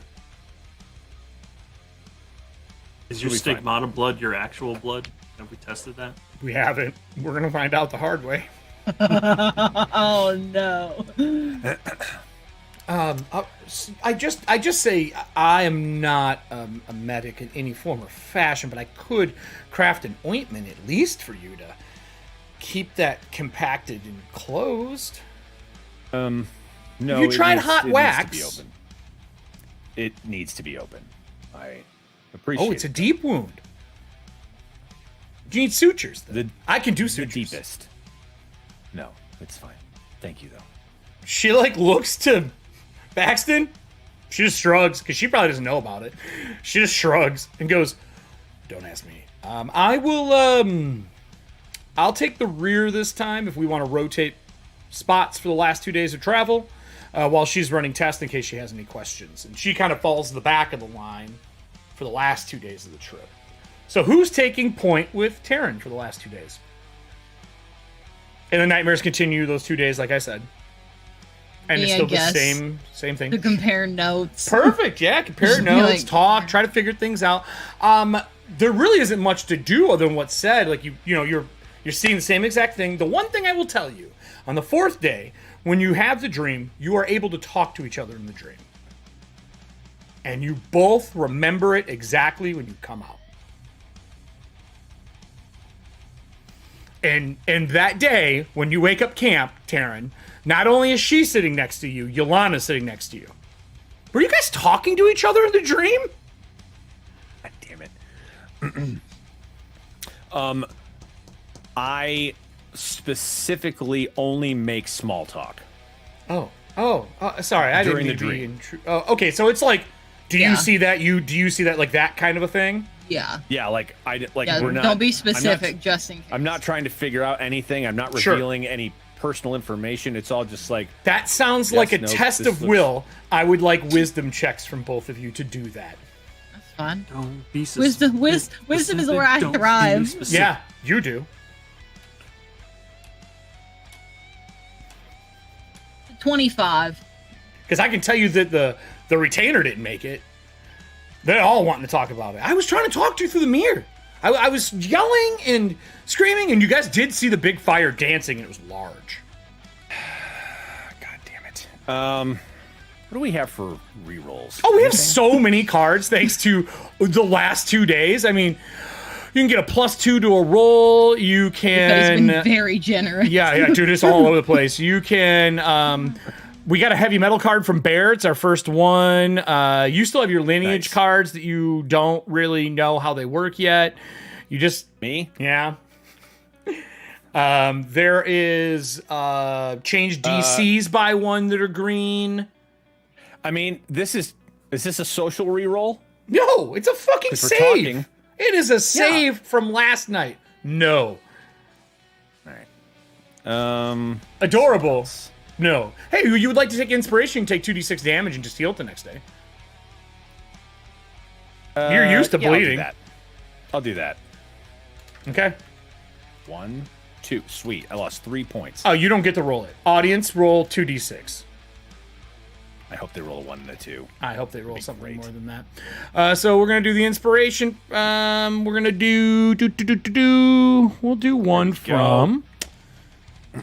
Do the next one on the list. We'll do serving hands. It's a 22 for my will save. Okay. And then exclamation point 2d6 from chat. What did you get for yours, Everin? 25. 25. Both of you are fine. You do keep it short. Yelena does not. You take 9 points of damage. Yelena does not. The next, so that's the 3rd day into the 4th, right? The 4th day you can use 1 recovery dice, or as many as you want to try to recoup it. But I mean, you get your healing back. It's not going to be a big deal. And then the 4th day, as you are riding, Yelena has been doing tests in the back of the pack the whole time.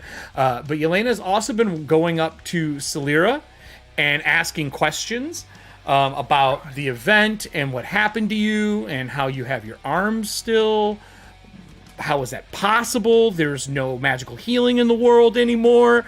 Can I see your suture scars? Like, very inquisitive.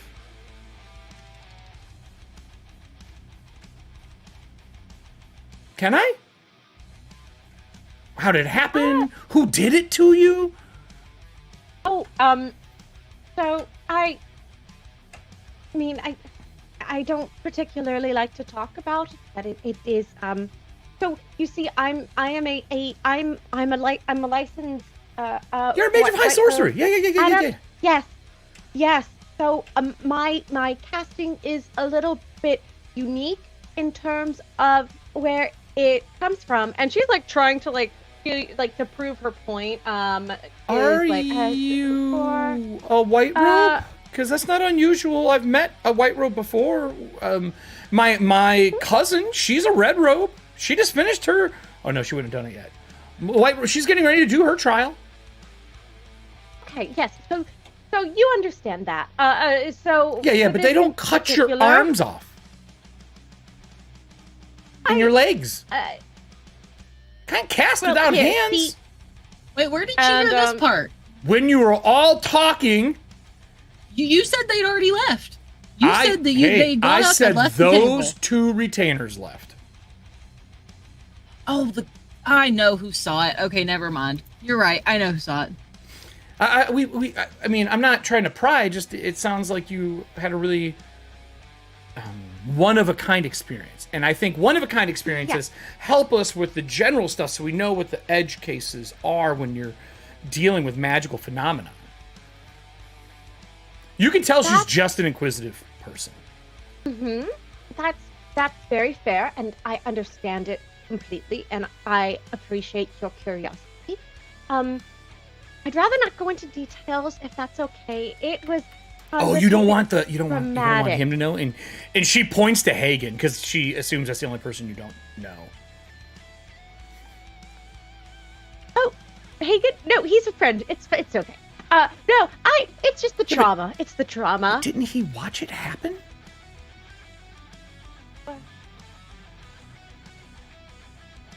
Wait. He didn't help. Neither did your sister. Everybody else, 100%, just hears this woman asking if she knows anything about her sister and how her and Taryn could be having these dreams together. She's asking none of these questions. Can I get an intellect save from you? Yeah. Damn, Kelly, I was really starting to like your retainer. I really was. So She's we're at cool. I'm going to take some damage for a little reroll. Okay. Yeah. Yeah, We'll we're use not playing Kyler's? that Nat 1 game. Okay. Oh. I'm fine with it. Everyone else is here's normal I'm using- conversation. She's not being I'm using Boulder Bee. any more intrusive than she was just talking to those two about, like, maybe our blood is this. Do you share this? She's more asking, like, who's your parents? What side of the family is shared? She's asking that kind of questions. And I'm going, No, I just can't talk. You know, Yeah, the trauma. exactly. But you're hearing ow. everything I just said. so Honestly, when asking about our parents, the trauma is still a very valid answer because we weren't with them. that's a 21. 21. Can I get a perception check from you? Hell yeah. Also, check your Discord, and then I'm going to send something else afterwards. Perception is going to be a 5. So, not great there. Okay. Would you like to take more damage and roll again? Ooh, I boy. need 2d6 from the audience from the one inspiration she did. Or do you got a bond, ideal, or flaw that you could use to give yourself an inspiration before we arrive at our destination, which... Yeah, let's do it. Let's do it. Yeah, you know, my flaw is that I can never tell anyone about the source of my magic. I'll give it to you, because you're definitely dodging a very serious question right now. And it's about to get more serious.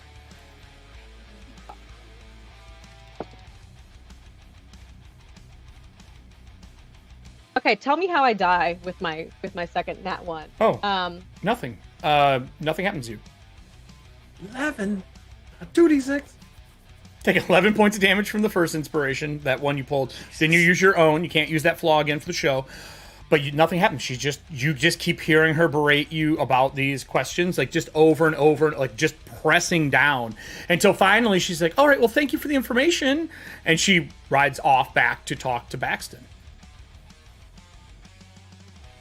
Okay. Everyone else heard a normal conversation.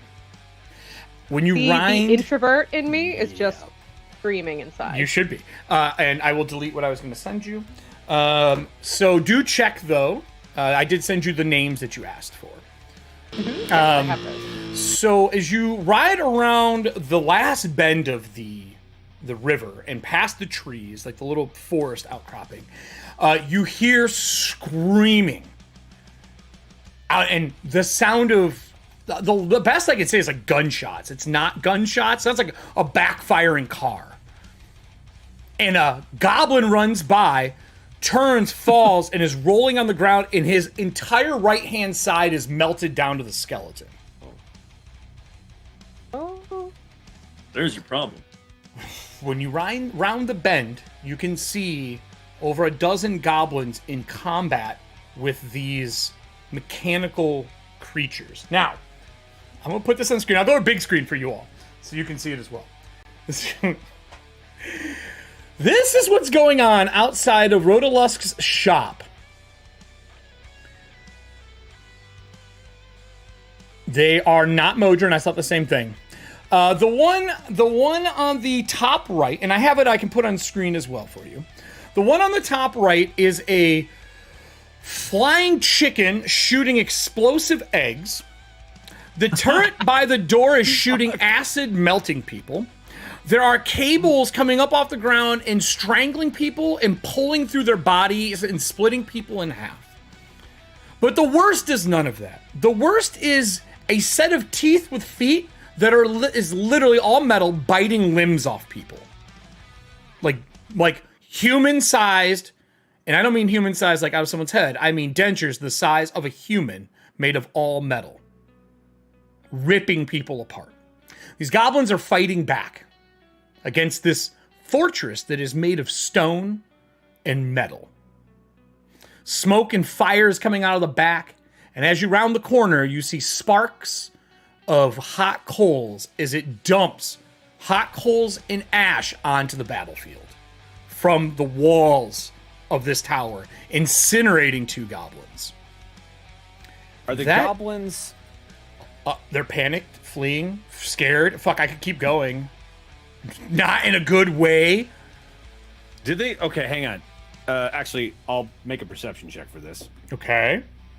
It's an 11.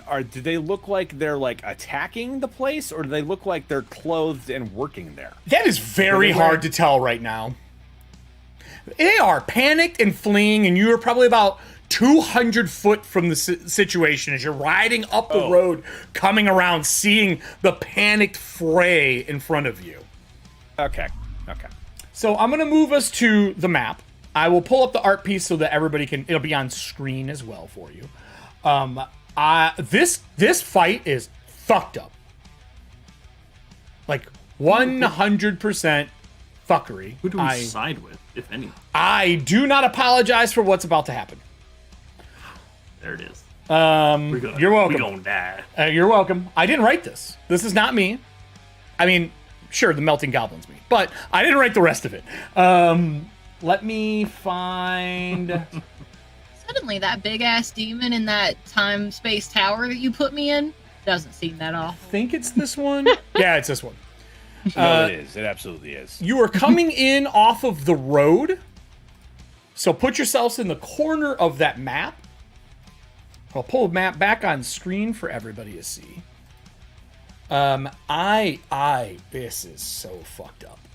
I would like to ask Diana and ask Kelly in chat who Yelena and Kiliana or whatever her name is, who they are each attached to, because they will give a +1 to their initiative, and then they act when they act. So that's why I want to know who they are with. So who they're attached to out of the cast tonight. I put the big map up so everybody can see it. It is, like I said, it is absolute fuckery. There's so much going on here. It's kind of ridiculous. There is blood and gore and stuff everywhere. If you don't notice that on the map, you guys will all be coming in at the very end here. Like this is as you ride up. So you don't get to be that far in, just on the edge of the map, please. Because it matters. The wall increments are about 15 foot high that you would climb up. So the one in front of you is 15 foot up, and the one to your left would be 15 foot down, as you're kind of like taking a ramp up towards this metal fortress. So we knew that we were coming to this, like this is where we were headed. This is the workshop you're supposed to be going to that Yelena is super excited about. Okay. This is the person they believe is building the mechanical dragons for the Red Army. Okay. And with that, I'm going to let you take a moment, because you have 200 foot to ride up, to decide as a group what you want to do and how you want to handle the situation. And then we will go into initiative. I would assume then, because this is where everything is being made or is made or whatever, that like all the metal stuff was just built here and probably defending the building is what I would think. It's like made to defend, and everything else is here to try to tear it down or get into it to steal anything. This is between all of you. I'm not speaking up until we're making rolls and we're in it.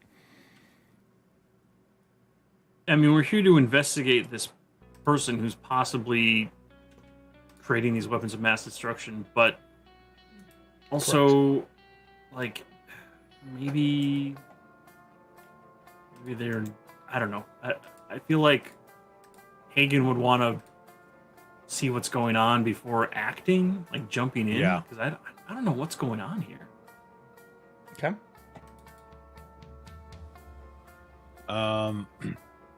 Yeah, same. I would need to get a better lay of the land. Like, it's goblins, so I'm assuming, like, there's supposed to be a tinker gnome that runs this place, right? So I'm assuming that they are attacking, but I don't want to make that call until we actually get up there. Okay. Okay. Yeah, and Celira is following suit with everybody else, and as a precaution, she is just casting mage armor. Okay. So I have I'm the two gonna here cast for you as Consecrated well. on our way up. To make these easier to see from a distance, the one with the yellow is Yelena. And then I will make the crown a pink, just so they're easy to identify at this distance, because it's a pretty big battlefield. The squares are 5-foot increments. I'll move them over towards you. I just wanted to get them on the field. It looks like Diana is not here. Okay, so Diana, I feel confident, would be attached to Taryn. Taryn, okay, so she's with you. And then who are we putting Yelena with? Yelena would be attached to Celira or Everin after chats with them. I think after the off-putting way that she's being spoke to by Everin, not on purpose, but just, or Celira. Sorry, Celira. I was about to say, she probably would said be with nothing. Everin because she thinks the three of them are kind of attached right now, and she wants to watch and see if anything happens during combat. Right. So, It's gonna be awesome. I'm gonna say the famous line. I think we're entering initiative. So Yeah, that tracks. I don't think you guys are gonna. I mean, unless you want to sit back and watch, and then walk up. Oh, God damn it! Clear. The goblin that came running past us, like, He melted and died. well, you said half of him was on, like, melting away. Like, Yes. did he look like, was he in, like, furs and, like, normal, like, goblin attire? Or was he in, like, He's in clothes. black leather armor. black leather armor? He's covered in acid. It only just started melting the right hand side. Like by the time you would have rode up to him, most of his skin would be gone, and half of his armor would be melted from the damage that this does. Me looking at the damage that the acid spitter does.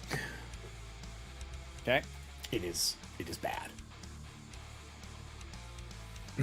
So, initiative. Roll it and slap it on. Don't forget, if you have a retainer attached to you, get a +1 to your initiative score. One. Okay. I'm going to do the same. I'm just going to add a goblin.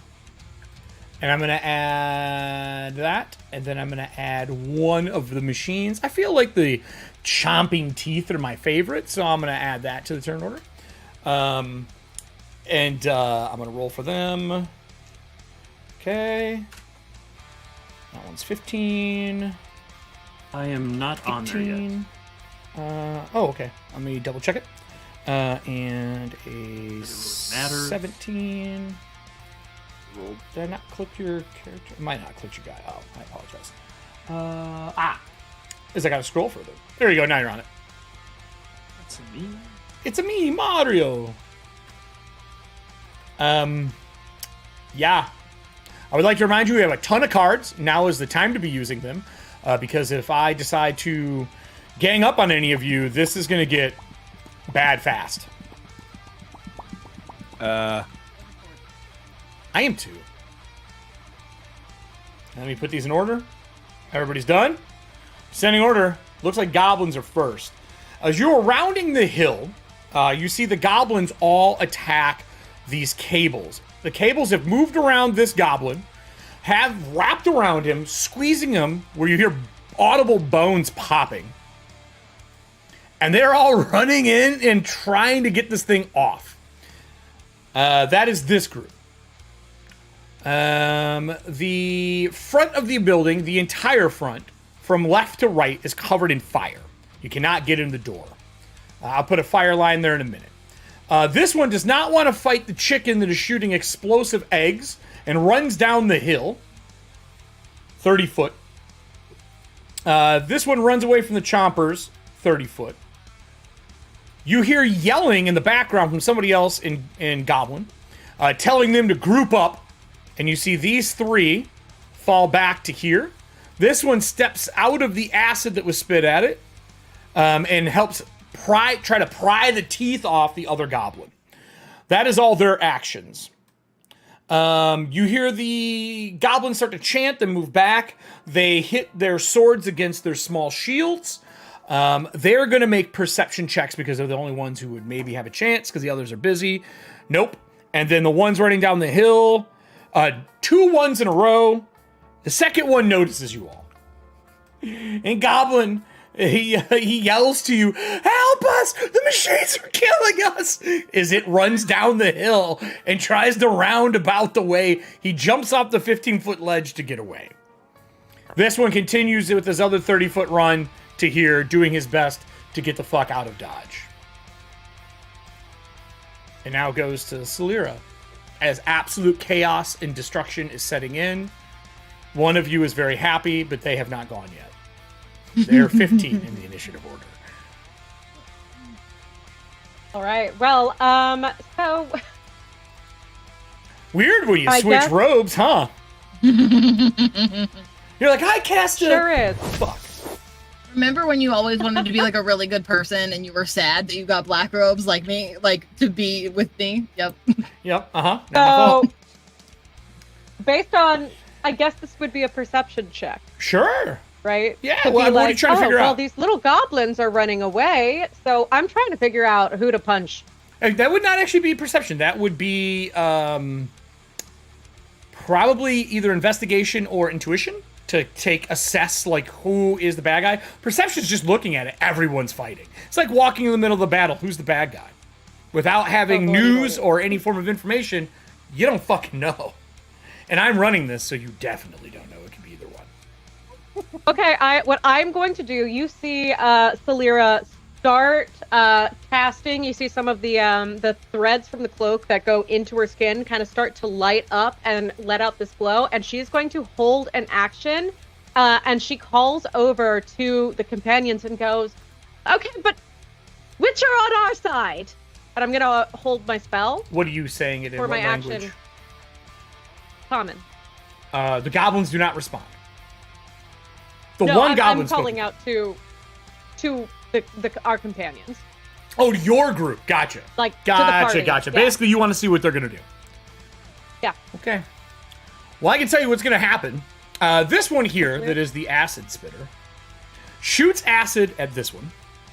Audience, you get to roll dice tonight, because the way this works is it's fucking random tables for what happens during the combat. My God. And this is not my doing. This is by design. So I need someone in the audience to roll me a d6. We have, 4 mechanical objects right now? I need 4 d6 separate. Just take them in order. Is this the Beetle and Grim one, or is this the one that's in the No, main this book? is in the fucking book. I like that this is what you choose to keep out of everything. You're like, I'm gonna rewrite like a bunch of stuff. This is what we're gonna keep around. Cool. Well, yep, we're keeping it for a reason. It's very important to the plot. There we go.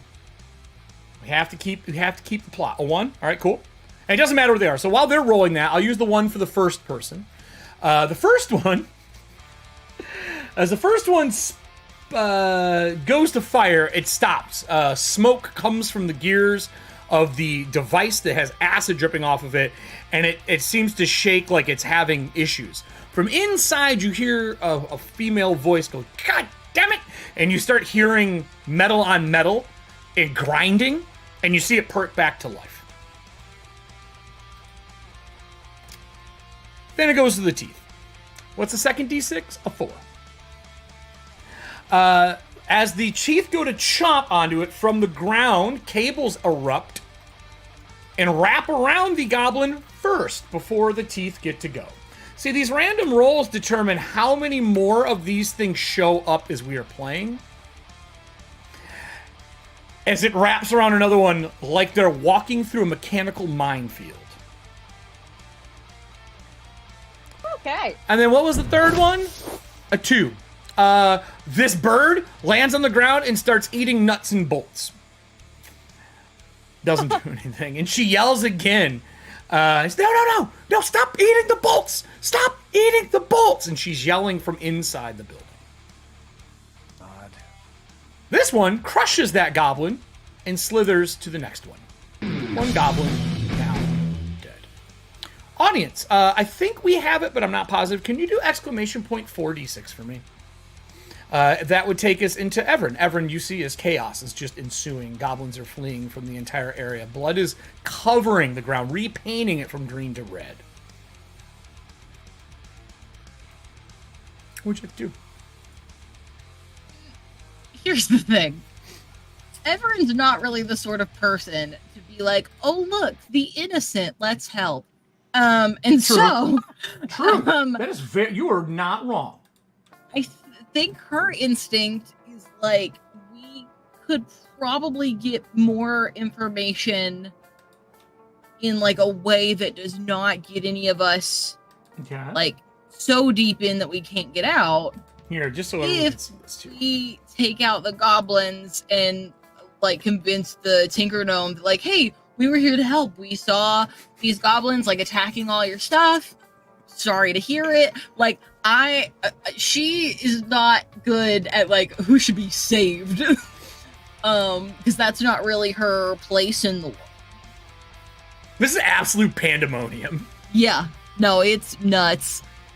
I love the like peace so much. So are you just coming out the window at the top. what are you doing? You staying there? You running? You attacking? Or are you just watching the spectacle? I'm also trying to figure out what I can get away with. Because I mean, look, I'm gonna be like, honest. Does next your to god me. give a shit? Honestly, no. Not even a little bit. She probably couldn't care less. She'd be like, you know what? Fuck it. If anybody can know that there's a god around, they can know about me. I mean, you can just ruin people, but are you joining combat? Or are you skipping your turn? She's not her thing. Are you running to the building? Oh yeah, I forgot to put the fire down for y'all. I was gonna say, wasn't there fire? Oh, good. Yeah, there's fire across the entire front of the building, so you can't get in. You see all the hot embers everywhere? That's because she's dumping them out of the top right-hand side, out of that chimney piece here. Doing great. It's not my fault. All right, so what are you doing? I said I casted Consecrate Armor as we pulled up. You did. I knew she was still talking to Slira, it didn't matter.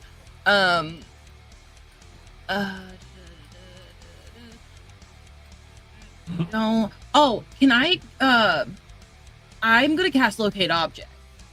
Okay. What would you like to cast now? What are you looking for? I'm looking for the pieces that are needed to build that thing. That would probably be... Oh, you mean like, are they in the workshop? Yes, I want to know if they're on site. Yelena is with you. She 100% has studied it. She can definitely give you pointers on what you're looking for if you were to ask her. Yeah, I can do that. Okay. She says, "Oh yeah. There needs to be a boiler large enough for 4 individuals to sit inside of it. So a very large boiler is going to be the most common part here. If they haven't built that yet, though, then you would need some form of a thrower. Long metal hoses, probably going to be either steel or something that can withstand the heat.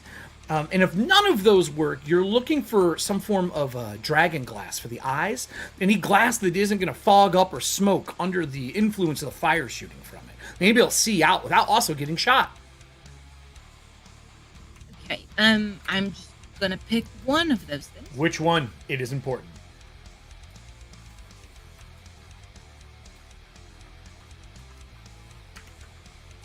I'm gonna go with the like long metal hose that she talked about for a thrower because I feel like it's the most likely to like be here and be Sure. Like a Yeah, thing yeah. that can just be put on versus Uh-huh. having to build a boiler. If it's not done yet, I'm not going to find it. Perfect. When you cast locate object, how far does it go? Like 1,000 feet. If it's Yeah, something stupid, about I can 1,000 help you. feet. I'll make it. How many objects will it locate if there's more than one? I can name a specific object, or I can name like a category of object, and it Alright. will show me all of it. All right. Yes, 15 foot underneath the ground that the battle is going on, there are numerous amounts of these cable. Some of them are out of the ground right now, constricting Definitely. around goblins and Cool. cutting them in half. I'm just gonna say to everyone, everything that they need, it's all here, but it's not in the workshop. It's below us. Well, the pipes Well, are. yeah, I was supposed to say The cabling is. those things, the things over there that are currently choking a goblin out. Those things. Yeah, you those see a head pop off one? Yep, that one that just got decapitated. That one. I love that these things work like aliens from Freely Press. A little bit, but not really. I'm rolling attacks in the background. They just get certain things with certain rolls. So, you're done. Unless you're going to move. That one guy's still right there. Correct. No, I think I'll stay where I am. All right. Takes us to the next person. Hagen. Absolute chaos is set afoot. Goblins are fleeing. People are getting murdered. There's blood all over the place. What would you like to do? The eggs. To make a check to see if I can make sense of what's. This Are the fucking goblins nonsense. sieging this place? Are they defending themselves? Investigation or intuition, I would from- think. Okay, all right. Makes the most sense. Yeah, and you're not on the battlefield, you're just kind of viewing it, so just a straight up roll, no bonuses, no disadvantage. Investigation of a 13. I mean, everyone is fighting hard. It does look like whoever owns that building is protecting their building. Like they've laid fire out in front of it, but that doesn't mean that they are not guilty of the crimes that you are here for. They do have the parts here. Like, at least the hoses. And parts have been shipped here. But who's attacking who? Your guess is as good as the next person. Unless you were to, like, grab a goblin and hold him down and question him, or find who the leader is, or talk to the person inside the building, there's no way to discern that right now. All right, then I would say, well, since we need to talk with the person inside, I don't know if we should wait this out and see if they're victorious, Just fucking or if sit we should try to negotiate a peace between these warring sides. I'm kind of at a loss here. What do you think, Taryn? Are you passing the buck? Mm-hmm. All right, cool, Taryn, your turn. Look, I leaned in That's your turn, something. yes. He's like, Okay. he's like, nah, I'm not gonna get stuck in the middle of this. The range on this. I mean, for all we know, they're workers revolting against a cruel master.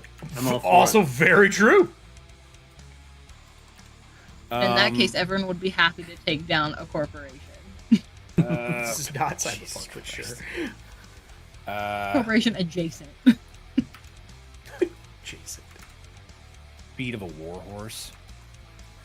You just go to the eye up in the corner. It's a 60. Yeah, that's I what I'm believe. doing. That's what I'm doing. Ba-dum-bum-bum-bum-bum. Yeah, 60 feet. Okay. So, Yeah, you are all on war horses. I remind you that you are in combat with a war horse, though. yeah, they're fine with it. It's a warhorse. Why?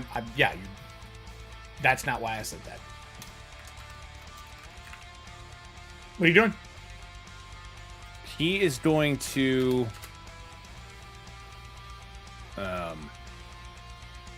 does it if the horse moves, that doesn't count as my action, right? It's your the move. horse's action. It's your so move my action. move, but I use it that the horse is Correct. got it. It's your move action. It doesn't grant you an extra move action or anything like that. It's action. You're telling it to move because you have to use an action to command them. With warhorses, if I remember correctly, you can tell them to move with your move action instead of wasting your action. That's my memory, if I remember correctly from 5e. But I can look up mounted combat for you. Either way, you don't have feats for it, so you're not getting anything special. So just move to where you want to be for now while I'm looking everything else up. Combat mounted. He's going to move to... yeah, here. And cast Thaumaturgy so that his voice is 3 times as loud as it normally is. Okay, over the battlefield. Yep. I'm with you. I see that. And he's going to shout, Est Sularas oth Mythas, letting everybody know that a Knight of Solamnia is here, and see what the reaction is from both parties. That's probably going to tell him a lot. Oh, I need an intuition. That is a very astute way of figuring this out. Yeah, fuck that. I'm gonna... Hang on, I gotta reroll. Is this a social reroll? Well, no, No, motherfucker, it's not a social reroll. I'm engaging them No, with my social voice. is having a conversation with them and using persuasion, kind of a diplomacy. No. It's a one-way conversation. Yeah. You can see My the cards out. diplomatic shout that the cops are here. Yeah. It's the fuzz. Good job. You put the blueberries up. But there are plenty of things you can use to add to it. There's +2 to charisma. But it's a wisdom check, right? It is. You know what? There's +2 to roll. Do you want +2 to a roll? One of your horse's eyes is flashing red, the other flashing blue. I'm going to give myself advantage by using... I just literally used my ideal. Inspiration. It's not... that doesn't give Inspiration. you... It just lets you reroll. It doesn't give you advantage. Yeah. Well, yeah. Lets me reroll. Do you also want a +2 to the roll? Yes, I will do that. Done. We'll use KJ's +2 to the roll. My favorite is Kelly in the chat being like, this is intimidation. Homie, you're intimidating them. And you know what? Since I don't know what it does yet, I'm going to use a lineage card. Which lineage card? Mine. Hold on here. I don't know what it does. You don't. Hold on here. Probably something like spraying blood in a 15-foot radius or something. Yours is... Conn is rolling on a table. I gotta pull it up. You're using the one from Serving Hands. You have not used Dragonbane card yet. It's Dragonbane Defense.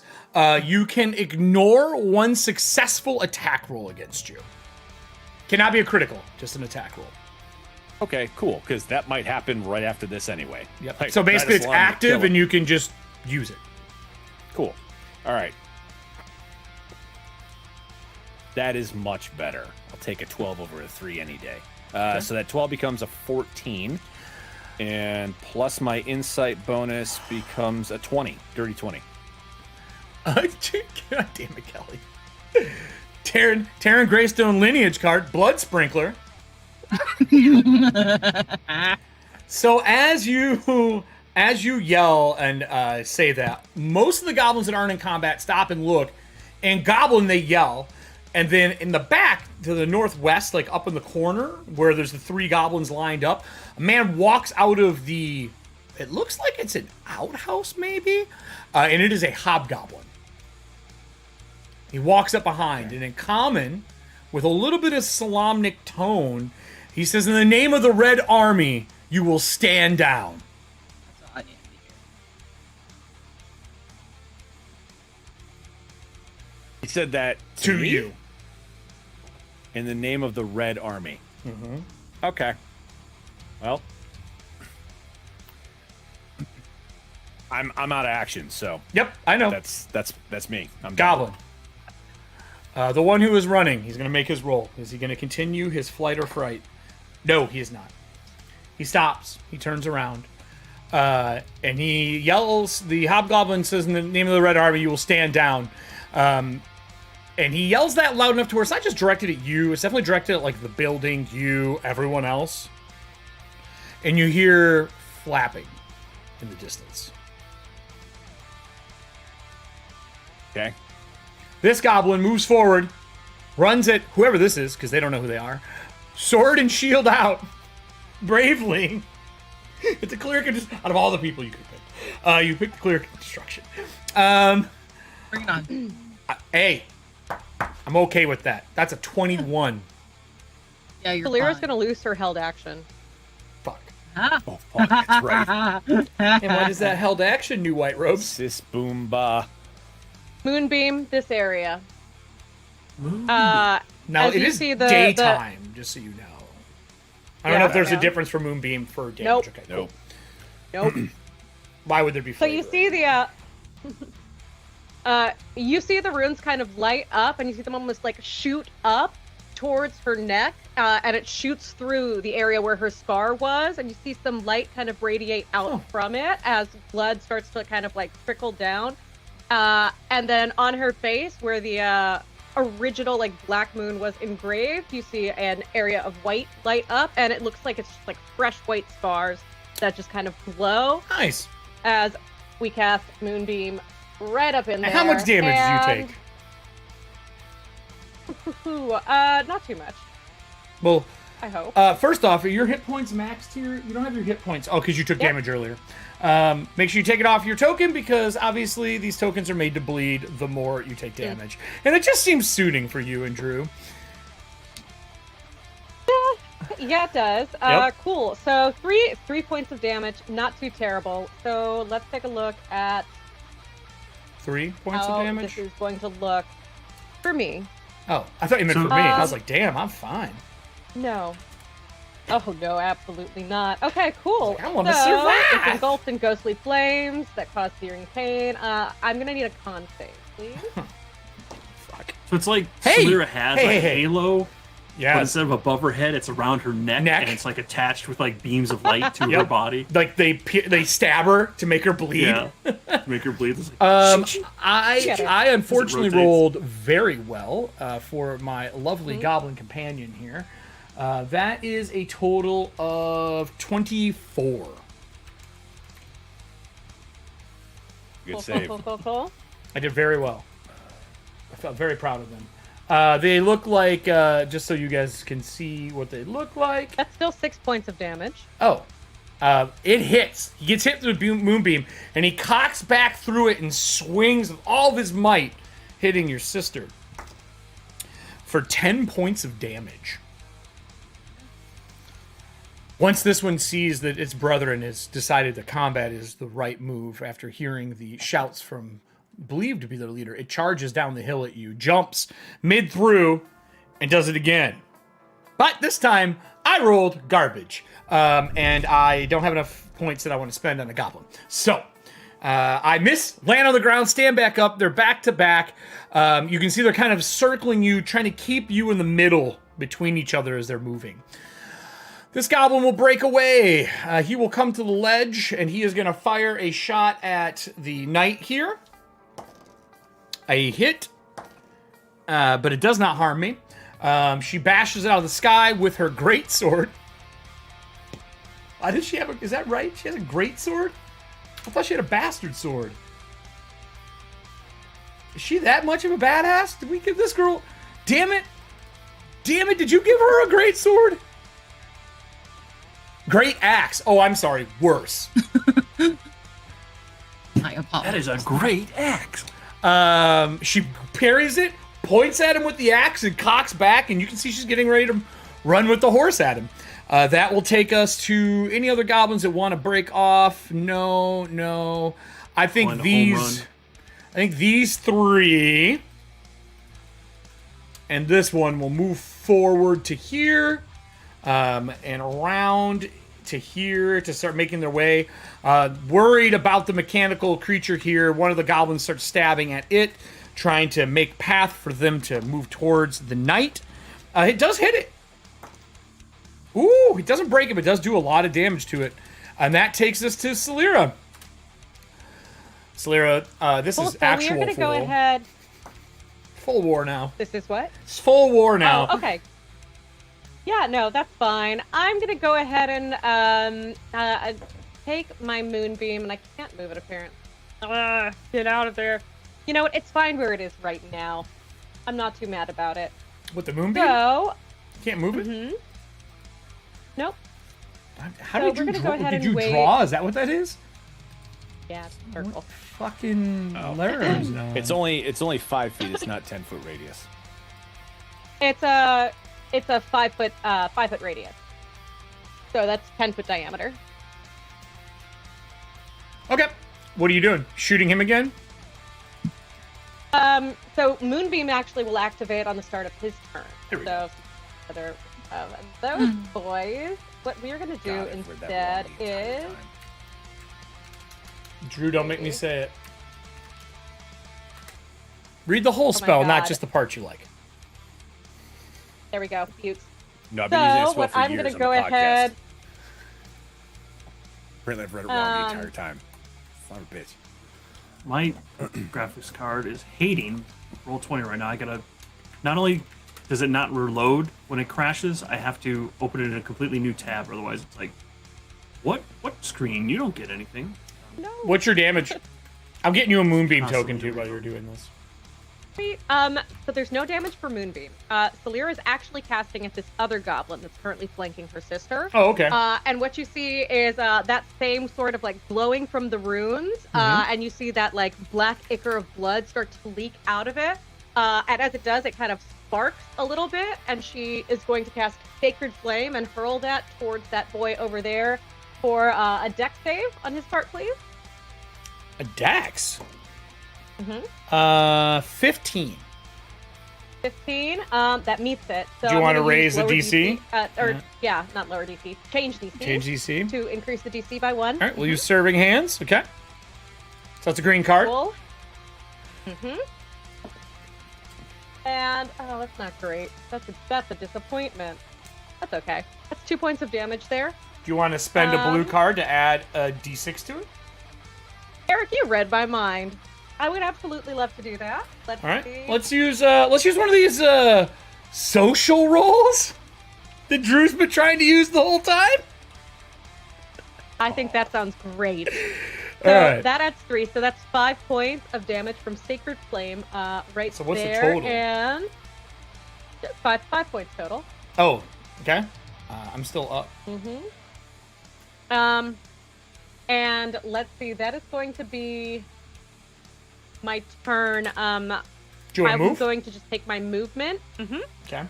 to head over this way a little bit, just out of the splash zone, so to speak. Okay. All right, and then that takes us to the machines. Audience, I need 1d6, please, to start. Feel so bad for these guys. I really, really do.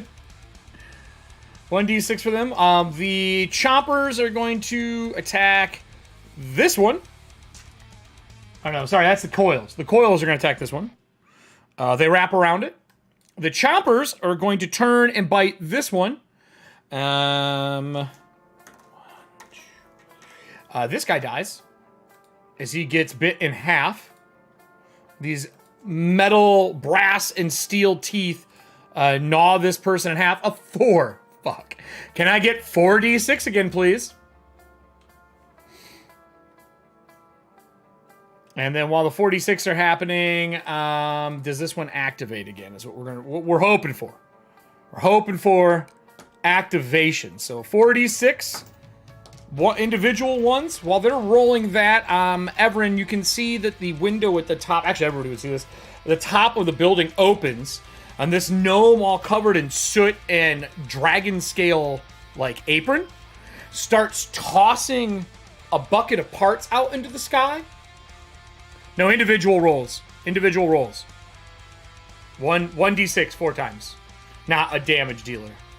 I need to know what the actions of each one of the creatures are. When they hit the sky... You mean D4. No, Oh, no, D6. D6, individual. She casts a spell, and it starts forming into another one of these creatures. Great. I get another bird. All right. Another bird. She throws it. It flies. Oops. It flies 30 foot, 50 foot, bird and the artwork is lands really here. intensely shitting egg. And it spins and starts launching eggs at the three of you. Why am I in this? I'm trying to help you. It's not how these things work. Guys, don't egg him on. Wow. This one reactivates. It turns around, it reactivates. Does it hurt the pun? It shoots metal eggs. When it hits, they get covered in oil. And then you see another one of those machine things that shoot acid come out on the other side and light on fire and shoot a gout of fire at the person covered in oil. That would then take us to Everin's turn. Everin, the bird lands next to you. It turns around. You see its wings get all flapped and ready. And it's literally an iris that opens, and it looks like a rail full of metal eggs. Your turn. I don't have any actions left to shoot these eggs yet. I would like to think, and I'm probably wrong. If I am, that's okay. I have a way to fix it. I'm still going to attack the goblins. Okay. Because in my brain, Fair. I would like to think that the Tinker Gnome is probably like able to at least make these machines recognize what is actually dangerous. And if I don't look like I'm actually dangerous, maybe it won't. I don't know. Probably not. But we're gonna go with it anyway because I already decided what I want to do. I have a question though that may make you hate me depending on what the answer is. If I were to cast a spell and then use cards to boost the damage for that spell. Mm-hmm. And I use my one use of twin spell that I get per day. Mm-hmm. Do all those cards count to both of those because it's the exact same spell? No, you'd have to. They would go to each spell for twin. So I could You spend pick. like a card for each spell. You could pick a green for one and a purple for another, or a green for one and a blue for another. It adds to the damage because they are separate damage rules, correct? I do not know honestly. If Give twin me one spell moment. is two separate attack rolls or two separate damage rolls, then no, the cards would not count to both. If it is one damage roll and it does it to both, then yes, you would just roll It's the damage. one. It's one attack roll or one damage roll? It is because this just says use sorcery points to Twin spell. like do whatever. Is it even a thing anymore? Yeah. There we go. Twinned spell. Sorry. When you cast a spell that I haven't targets played a only sorcerer one in, like, 2 creature years. and doesn't have a range of self, you can spend a number of sorcery points equal to the spell's level to target a second creature in range of that spell. One sorcery point of the spell's cantrip. To be eligible, the spell must be incapable of targeting more than one creature in the spell's current level. For example, Magic Missile, Scorching Ray, stuff like that you can't use. It sounds like it's one roll. That's what I read that as. That is very non-descriptive. Let's go to the class version of it and see if it's any better. That is a very twin spell. It does not say, hey, 5e, how about you design this to where it makes a little more fucking sense? It sounds like it's one roll, so yeah, I would add to both, I guess. Because it doesn't say you roll I twice. really like that. Cough, rule of cool because it's too vague. Cough. Cough. Yeah, that's kind of what I'm doing. Are both of them harmed beside me or just the one? Because I know one She hit is both. down hit points. Okay, cool. The machine is not. The flying mechanical dragon chicken is not. I can only hit 2 of them. I'm doing the goblins. I am hoping to God this works. If not, I have a way to fix it, and it'll be really fun. Yeah, If I it looks was- like I'm going to die, then Okay, I We'll knew it was fix one it. roll to hit. I was wondering if they say damage rolls were 2 rolls, but I think it's just one roll and it hits 2 targets. 20 is more 25? than enough to hit these clowns. Yeah, 25. Which one do you want to start with? It does both of them, and it does whatever. Yep. So So- let's use a. Do you want to use a lineage Easttide treasure roll for your green? Yeah. All right. Yeah, sure. And then got a billion of them. We do. They spent a ton the other week. I still see so many. There's still some. Um, And then let's get a blue card for you. Do you want to use? We don't want to use Call and Retainer because you guys blow through No. those. Spell slot potion. Yeah, that's fine. All right, serving hand. So 2 of your cards. Do you want a purple card? Yeah, I kind of just want him out of my sight, to be honest. It We may be could overkill, but use- maybe it also sends a message. You could just then you could just do Wild Magic Storm. Or you could do a crit, or you could do crit. And just use the crit ability. Oh, yeah, let's just do that. Or we could Might use as heavy well. metal. If you want to scream and give us heavy metal. I did look at that, honestly. I really did, but it's a reaction. No. It's you use the card and the power just goes off. Oh. Well, that's nice. Okay, I just have the stats in there so you know how it works. Oh, okay, got it. Let me just use the crit card, and then everything's double damage. And then Okay, it doesn't done. matter. So we'll use the... Where's our crit at? Crit. Done. This is from one day ago. That's also Serving Hands. Serving Hands, you just trioed. So you get a D4, D6 extra damage, and it's a crit. So max the first roll, double the second. I'm going to make this really easy. You can still roll, because I know you want to roll the damage, because it's going to be stupid. But I'm just going to delete these two people off the face of the planet. Cool. What spell did you cast? Toll the Dead. So their heads just pop? Yeah. They sure do. Pink There's mist. my D4. It's like standing next to your sister when she's casting really high-level spells. Or Drew, because apparently we've decided he's a blood sprinkler. 2 defense. 38 each. Oh, Jesus Christ. Yeah, they're oh, wait, fucking- that's not doubled. You that's max not the first doubled. roll, Yeah. roll the second. That's how you do crit. Yeah. Oh, okay. Yep. No, I'm good. I did do it right. Jesus Dead. Christ. So then the dragon chicken lands, and it was aiming at both of them, and it aims at you. Are you going to move? Yeah. You are in a threatened area. Yeah, I'm not gonna just stand there so a chicken can launch metal eggs at me. And I can still I'm gonna go. get to attack you. Attack opportunities. If you leave its zone. Chestnut. I did just realize something, Eric. It Oh, the you landed chicken never technically went with entered Moonbeam, didn't it? me. Ah, it did enter Moonbeam. Yeah, sure Where you it put did. it, it is entered Moonbeam. I sure did. Okay. He doesn't give a shit. That's just how they work. Also, Elena Chickens- didn't go with me last round. Elena, I did roll. Oh, you she's, did. Okay. She's doing something else right now. I don't even want to know. She's helping. No, she's helping. She's just Okay, then getting then something good. ready. Um, I mean, if you move, I get to try to hit you. You get some dragon chicken feet. And no, If that I- is not Chinese food. if I don't move though, I get hit next round. I would assume. Yes. But if you move, I kick you, and I get to shoot you. That's twice. that's fair. I will. Against my better judgment, I will stay right where I'm at. Okay. Sorry, I'm counting up my Takesis points. All right, then that's you. That takes us to Hagen. Hagen, everything is falling apart. Yelena's in front of you. You see she's digging through her bag. She pulls out a potion, but it's in like a ball sphere, and she is putting it in a. It almost looks like a wrist rocket mechanism. And she's cocking it back, and she's aiming at the gnome in the building.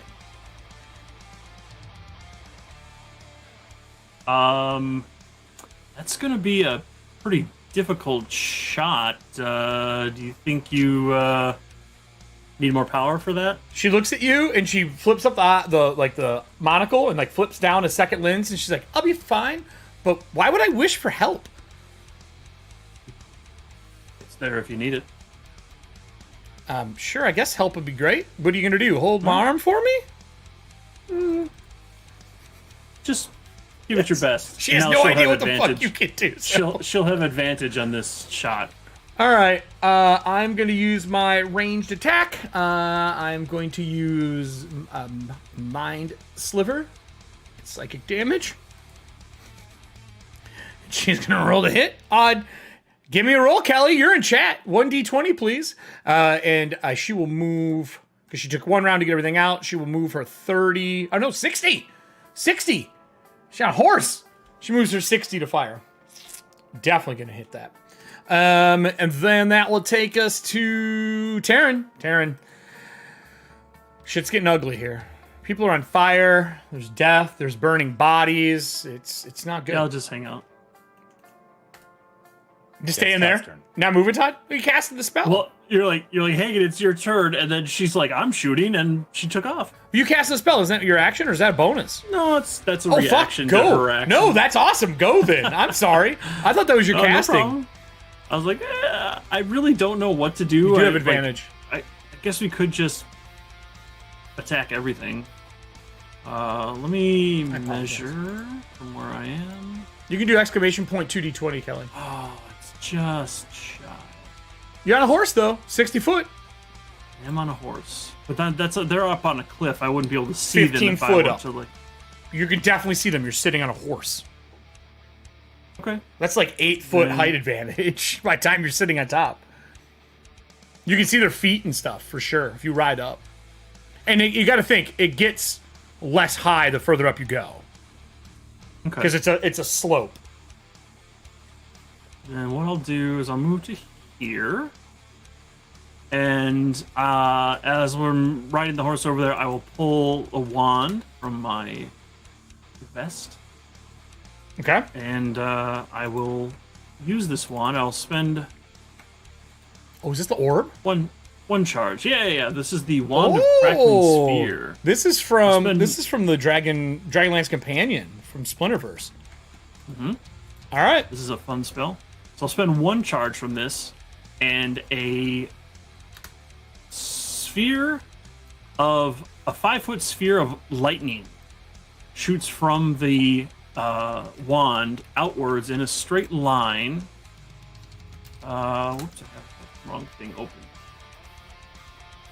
I'll use my ruler to show it goes from here through here. Now, I don't think I can hit all 3 of these guys, but I think I can hit at least 2 of them.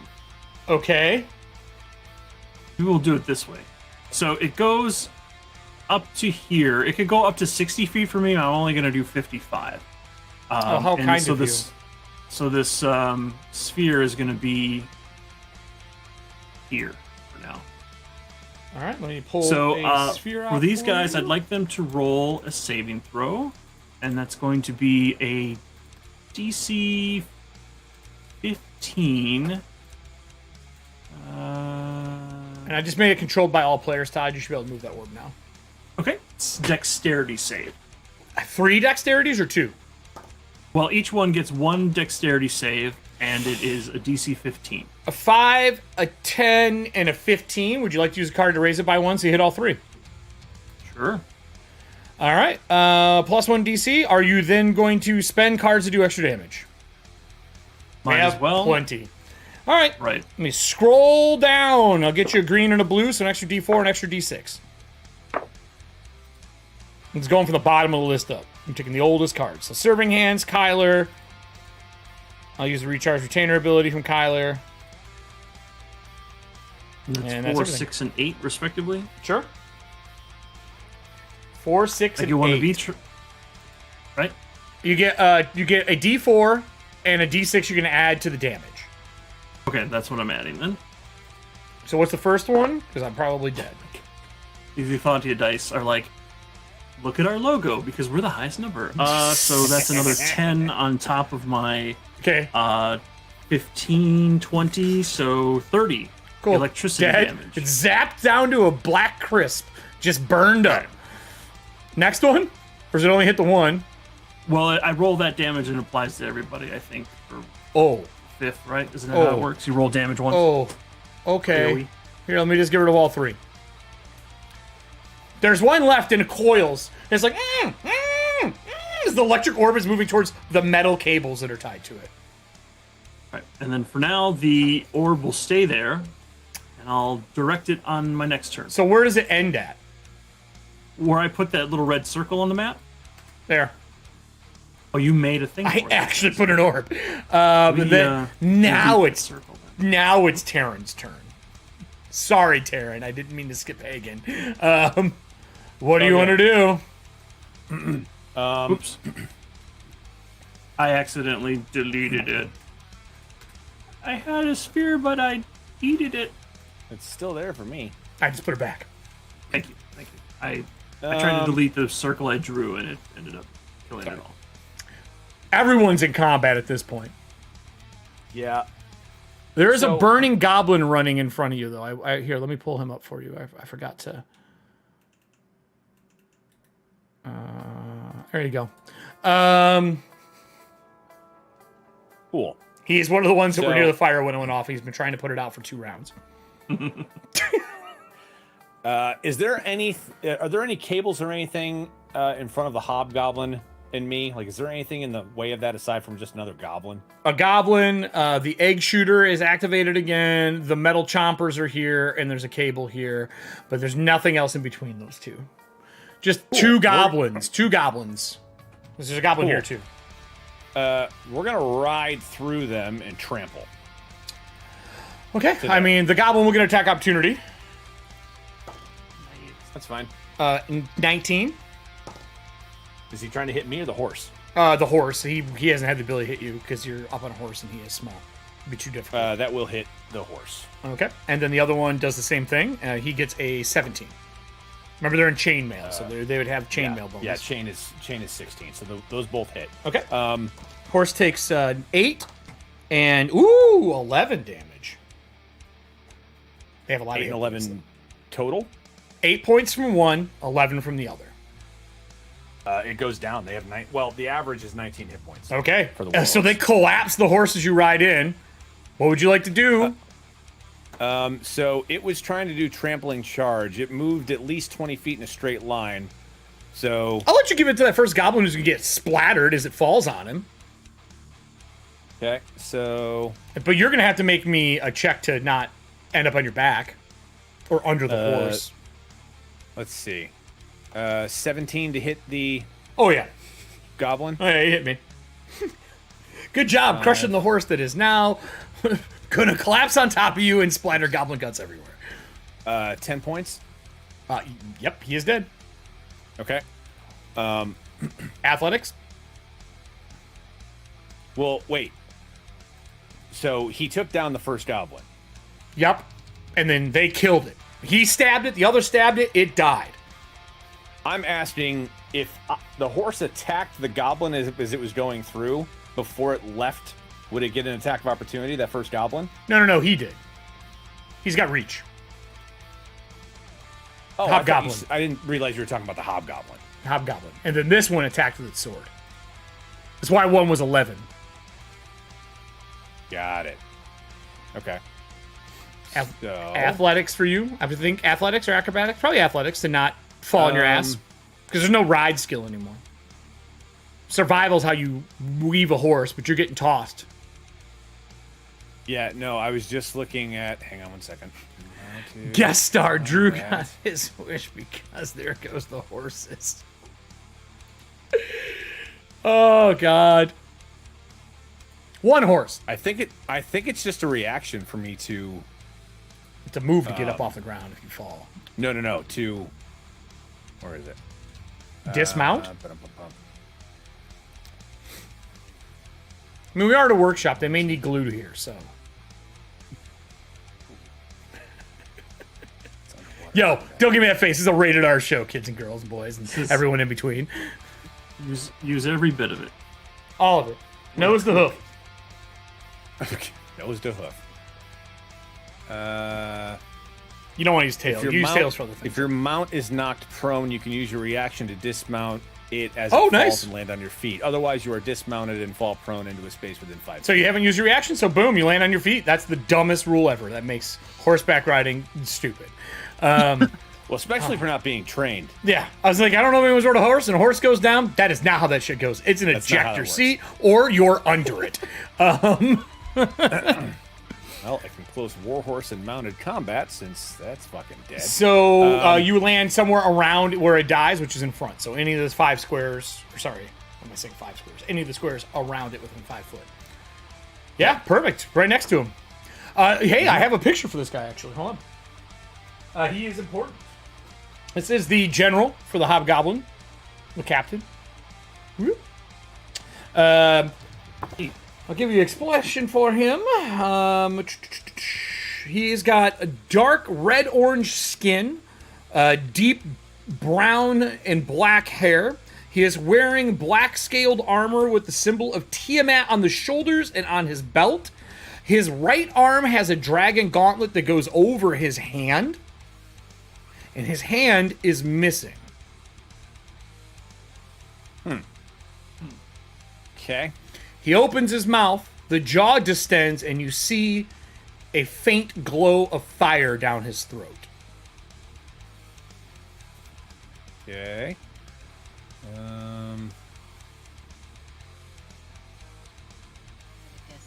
So, do I get to attack? Yeah, it was your action. You land, go. I'm just telling you what you see as my reaction. Okay. Yeah, I'm just gonna. You gonna swing? Casting spells? Yeah, I'm gonna swing. Now, I'd like to remind you, if you would like, we do have a crit card played by Serving Hands. If you do hit and you would like to just crit this guy.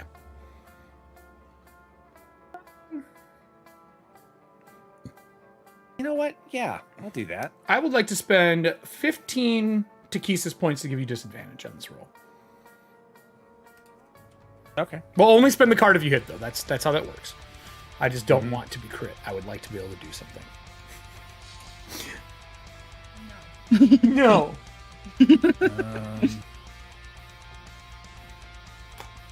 That's 15 points. I mean, that's a lot of points to just get a disadvantage.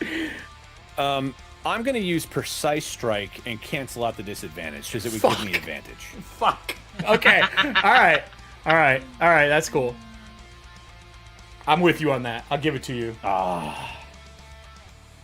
Doubtful. Okay. It makes me happy. One-handed. 16 to hit. That does not hit me. Okay. Now, would you like to use a +2 to your attack roll? To we have plenty. 18? Yeah. Sure. That does I'll hit. do that. Neat. And now you crit. Max the first weapon damage and then roll the other. We'll use Serving Hands crit, and then we use Kyler's bonus card for the +2 to roll a hit. I might live. There's a chance. Let's see. There's a chance. I'm saying there's a chance. Saying there's a chance.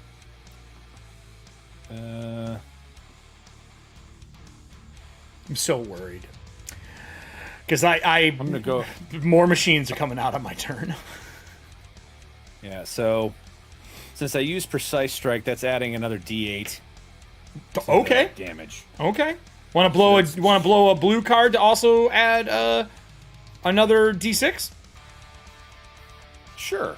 Done. Do that. We'll use an old one from who was that from? Bear. Okay, I'll take those points back. Okay. Okay. D8,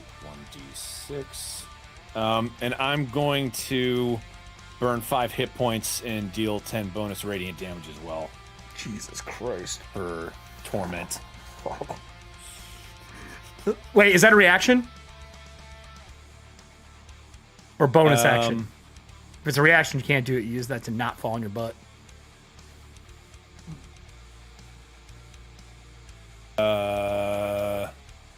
Pretty sure it's a reaction. To do Burned. Just says once on each of your turns, you can. Oh, wow. When you hit a creature with a melee weapon attack, you can lose 5 hit points to deal a bonus of 10 bonus or necrotic or radiant damage, your choice. Well, fuck you. Go ahead. Damn it. This is what happens when you let players play things that are outside the normal realm of the game. They don't add what type of action they use. Oh, he's taking hit point damage. I guess that's okay. 3, 2. Yeah. Take those off. I'm Just so take fun, worth it. right? Come on. Okay. How bad is it going to be here? With a crit, are you decapitating the commander of this army before I get to do anything? I don't know. We'll find out. So 5, 4 is 9, plus 3 is 12. While he's doing math. Hey everybody, I just want to say thank you for picking up StreamLoot cards and everything else. I have chomping teeth back here because I couldn't find all metal ones for my machines are going to go. And Drew is doing math with a calculator, so I'm worried. I'm very fucking worried. It's not fine. It's not fine. It's going to be horrible. It's going to be over 40 points. I can feel it. Oh, yeah, it's 60 points. Let's I don't feel very good, but I am still alive. You're still alive? Yes. Cool. My second attack, because I'm 5th level now. I'm spending Takesis points again, disadvantage. Okay. He puts his gauntleted arm up, and it's got like a buckler kind of built into the back of it to kind of block the blow. Okay. I can't use Precise Strike again because it was once per turn, not attack. So, 17 is my first roll. Come on, 5. Come on, 5. Come on, 5. Well, the second roll is a natural 20, so I'll take the 17. That still hits me. I might not get to Okay. do anything here. Won't be a crit this time. 'Cause you can't spend cards anymore. Yeah, no. You have to have a legendary, and we don't have a legendary. We have burned through cards again today, though. We have a lot, though. This is We have a just lot, that attack. a lot of fun cards. Only pending. Thank you. We have the best community ever. Come on. Yeah, I know. Dude, Kyler and Serving has just been like, let's make it rain cards on the show today. They're nice enough to be like, hey, we would like these four to not die. Hey, Oh, I'm sorry. The first hit was 62 points, not 60. still up. Or die in incredible style. I don't Going out, we're going out. 6, so Bold. it's just that. This is minimal damage. I'm rolling a D8. But this is the look of excitement. Actually, I forgot to ask this question. Is he Dragonkin at all? No. Okay. No, he is not. Then He's a it's hobgoblin. just another, It's shoe Really? size. You just know, another 5 points of damage. What did you hit with that? What did you hit with that? With the 17 plus 7, 24. 24 to hit? Okay. Yeah. I can't block that. 5 points, you said. I'm still standing. I'm still standing. I do not feel well. You cut deep into the arm. He blocks it. It pushes down into his shoulder as he gets his weapon in between and flings it off. I feel like garbage, but I'm still alive. Are you out of painful attacks? Can I go now? Yeah. Same Yeah, it was hobgoblin, same. We're going to start down here. This goblin takes another shot. This one is going to shoot at Celira. The mine spike goes off. It hits the gnome. The gnome tumbles backwards. You don't see her in the window anymore from Yelena's strike. The goblin shoots down at, I'll say Celira. 19 hit you? Not anymore. As a reaction, I cast shield. So no, it does not. So the cloak just catches it in the air. I would like to remind you, normally when a arrow hits a cloak, it would shoot into it. This one, it hits the surface, cuts some of the fabric, and underneath you see some form of black weaving as it hits and falls to the ground. It doesn't even stick in the robe. I am going to then not go with that one, I will go with... I can't leave this zone. This one's going to try to get free. He gets free before the electric orb can get to him. All right, let me move this. I'm backing out. I'm going to get out on that side. He's going to attack. He hits it, but doesn't kill it. The other one hits the chicken, hits, but does not kill it. And then it's the hobgoblin. Hobgoblin's mouth distends. I am going to do the first thing that we haven't got to see during the show. I am going to use the Ttrpgfamily blue card. Using my Takesis points, and I am going to breathe fire using the lineage card. Drew, I need a dexterity save from you. If anyone has seen her use this on another show, it does a lot of damage.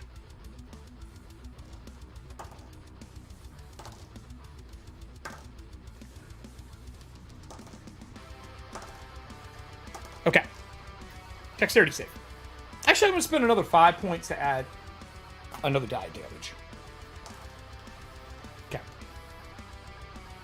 I hope they were all ones. They were not. There wasn't a single fucking one. But there wasn't. there was a 2. Dexterity Is this, like, save. is this at me? This is just targeting me?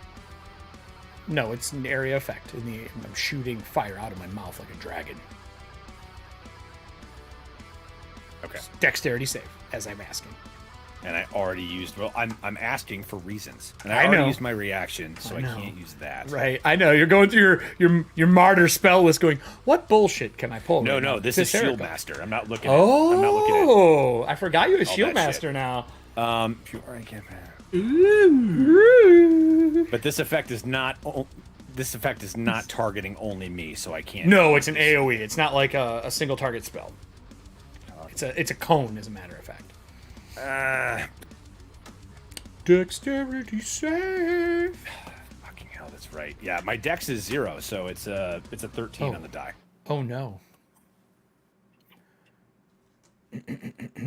No, 13 for my dex save. That does not make it. I didn't figure it would. 42 points of fire damage. 42? Everyone sees the mouth and sides of the face of this hobgoblin light up. Like, you know when you put a flashlight to your hand? The glow through the skin as I blow fire on you. Are you still standing? So he's not Dragonkin, but he's breathing fire on me? That is correct. What a bitch. Yeah. There is things in the world like magic, you know, right? Did you say 42? 42 points. Fire. Okay. Now, you failed your save, correct? Yep. You are on fire. You take 5 points a round. Okay. I have nobody else to go with on that team. Salira. Oh darn. Cool. We're going to start by using my bonus action to move the moonbeam over to our hobgoblin friend, but obviously out of range of any of our allies. If he I'm could going to make a delete dex save, this, and I'm please. going to get you a moonbeam. Because Perfect. it's too hard to move that stupid fucking board thing. Let's see here. What's a moon? That looks good. We'll use that. That looks like a moonbeam. That works. Oh, that's white. Fuck that. It's got white edge to it. Alright. We'll use... Sure, whatever this is. When the moon Done. joins your guy. It's got writing all over it. This seems like something that would Fails come from Allie's and character. dies. Now you can move it. There you go. Right. All right. Boom. Right there. So if he could go ahead and make that dex save for me, please. 21. 21. Yeah, that is going to succeed. So it's half damage. Let's see what it's going to be half of. Actually, you know what? Oh, shit. You can't crit on a save. No. No, this is not Pathfinder. Okay, that's 7 points of damage. Or right there. Dragonbane, which is what I've been reading a lot of lately. Fair. It is so good. That's 7 points of damage. 7? Okay. I am standing, but I am teetering. Like, he has his arm up, he's blowing fire, gets hit by fire. He is near end of times, everybody. Moonbeam's actually radiant damage. So I'm cooked. Oh. I'm getting cooked. Great. That's awesome. I'm super happy about it. That will take us. Are you moving or are you staying there? No, that was my bonus action. Fuck. So, for my actual, let's see. Let's like take this. a little bit of a look. 90 feet. Well, I'm not going to be able to get there, I don't think. That's a... Oh, just kidding. You're on a horse. I am on a horse. 60-foot and, movement. I'm on a horse. Look at the hobgoblin. Now look at me. I Oh. am... Yes, I was thinking the same thing. Well, I'm going to move up to... right... Can I get Do a it 2d20 from Kelly again for another shot from Yelena? She's gonna be shooting at the There we goblin go. that is here that is alive. Because you can't see the gnome anymore. Do this. I can make it work. I mean, obviously Yelena's not gonna attack machinery unless she has to. That would be ridiculous. These are works of art. I got him. Stupid. I didn't need to, like, move at all, basically. Here we go. So, Chicken eggs are now diamonds. Diamonds. For this, I'm gonna need another dex save from him and a dex save from this goblin up on the hill up here for Sacred Flame with Twinned Spell. The goblin fails. The hobgoblin made it. Okay. Hobgoblin got a Cool. 19 on the die. Cool beans.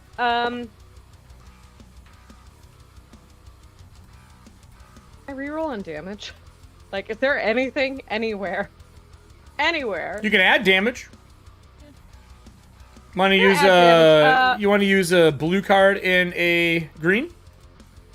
D4, D8? Let's do it because, I mean, We have using all of that to tons of use these. my twin spell just for a 1 for damage is infuriating. Yeah, we use an Easttide treasure roll. We have a lot of Ironfelds to repair stuff, though I think you might want them for the upcoming stuff, because you're at a And so mechanic that's shop. going to be a D6 and a D4, correct? Yep. You want to use, hey, since this guy's breathing fire, do you want to use Tharkesis? Let's do that. Okay. I'll happily take points Are you back. fucking kidding me? 1, 2, 3, Roll another one. On my D6 and my D8, I've gotten 1. So that's a total of 6 damage for each. No, they're both alive still. Hey, you're getting used to the And that ends my turn. robes. You're not. The damage isn't coming out like it used to. But man, the protections are on point today. Oh yeah. My AC is like You're super high. good as a wizard. That's Celira. That takes me to the machines. Machine time. I'm super happy about this. I get to actually use my machines for once. I need one in the D6 machine. this time, just to see if this one reactivates, if the audience would roll me a D6. The cable constricts this guy and finishes him off. So this is the action for that one. As it crushes it and pops it into oblivion, you see it start to slither back into the ground. And then the other one slithers into the ground and reappears on this goblin. The one that's trying to shoot a bow. And re-grapples him. Then that would take me to the egg shooter. Unfortunately, the egg shooter's nearest target is you. I shoot 3 eggs. Rapid fire. Does a 17 hit you? Yeah. Does a 15 hit you? No. And does a 16 hit you? Yes. Okay, so 2 eggs hit you. Both eggs hit and explode. Feel like getting hit by metal softballs. You only take 9 points of damage, but you're covered in oil. Okay. The dragon chicken flips around. And you hear the noise of an igniter from a grill. Then it goes to... The Chompers has got nothing to eat. I'm going to chomp Drew. Drew, this is my favorite creature out here. It is so cool. To me. As it hops up, its feet look like they have like a piston mechanism. It hops up to bite onto your shoulder. It's a pretty good roll from me. Does a... Where are we at here? Plus... Okay, man. Does a 19 hit you? No. I'm going to spend points for a advantage. I'll be a boost. 21? No. It bites onto your armor and starts shaking violently, but doesn't hurt you. I tried. I can't. Apparently your Solamnic Knight armor is more durable than the all-steel teeth that this thing has. And that is all of my... I think that's all my... Oh, Fire Spit... Oh, no, Acid Spitter gets to go. The nearest person is... I'm going to roll even or odd. Audience, give me a D6. Even is Drew, odd is the Hobgoblin. Because they're right next to each other. Even is Drew, odd is the Hobgoblin. Even is Drew, even is Drew. All right. It's me. This That is was the better. roll from earlier. This is... Oh, is it? That Oh, was the D6 that you asked for earlier. oh, it is the same Yes, one. you Give me got another it. D6. Sorry. Give me another Because of D6. the delay. I rolled a 24. That's what I've rolled. So we'll see who it hits out of the two. And it's cocks back. You see something get pumped up through the metal cabling, and it shoots acid out of it like a jettison stream. As it closes its mouth from breathing, the acid hits it on the side. I do 27 points of acid damage. And Fancy melt this hobgoblin. dude into oblivion under a moonbeam. Oh, what a shame. When he dies, the few goblins that are left try to scream and retreat. The only ones that are alive is the one fighting the chicken, the dragon chicken, that's shooting eggs at him, just coating him in oil. And then this one. This one looks left. This one looks right. It runs. It jumps off. It gets to here. And it continues going. And when it gets to about right here, I'm going to use my held action for charge, because she was just on protection duty, and tackle this guy. Yes. She hits him with a flat side of the axe and knocks him to the ground, unconscious. And then she chops this one in half with her other action. With my Justicar and Rage, I'm going to continue, because I get 3 actions on this turn instead of 1. And I will chop this one in half inside of the coils. This one is unconscious in case we want to speak to it.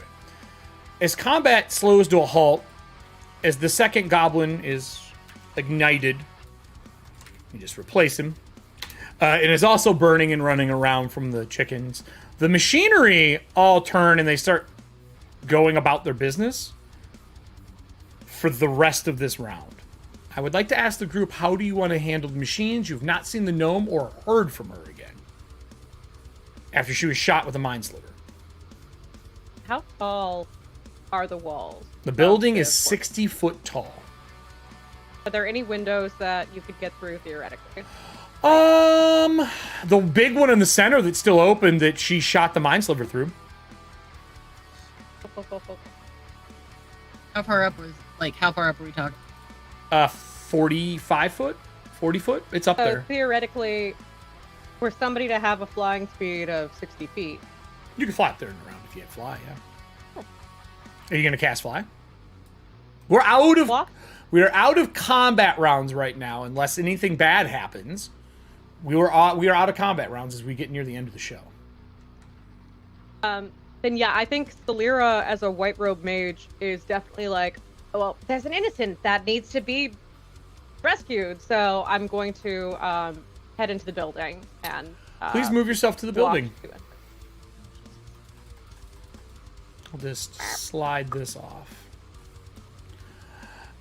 Inside is a gigantic workshop that's 60 foot tall. On the top, like in the middle above all the couches and stuff, there are parts hanging to make another one of those mechanical dragons. There are catwalks all the way around. She is knocked out on the catwalk. In the middle, like about where you're standing, about right here, the wooden planks that go around. When you fly in, the acid gun does track you, but doesn't fire at you. This place is filled with devices and filled with marks of Ttrpgfamily. Everywhere. Most of them are like stencils or cut out metal sheets that would get bolted onto things.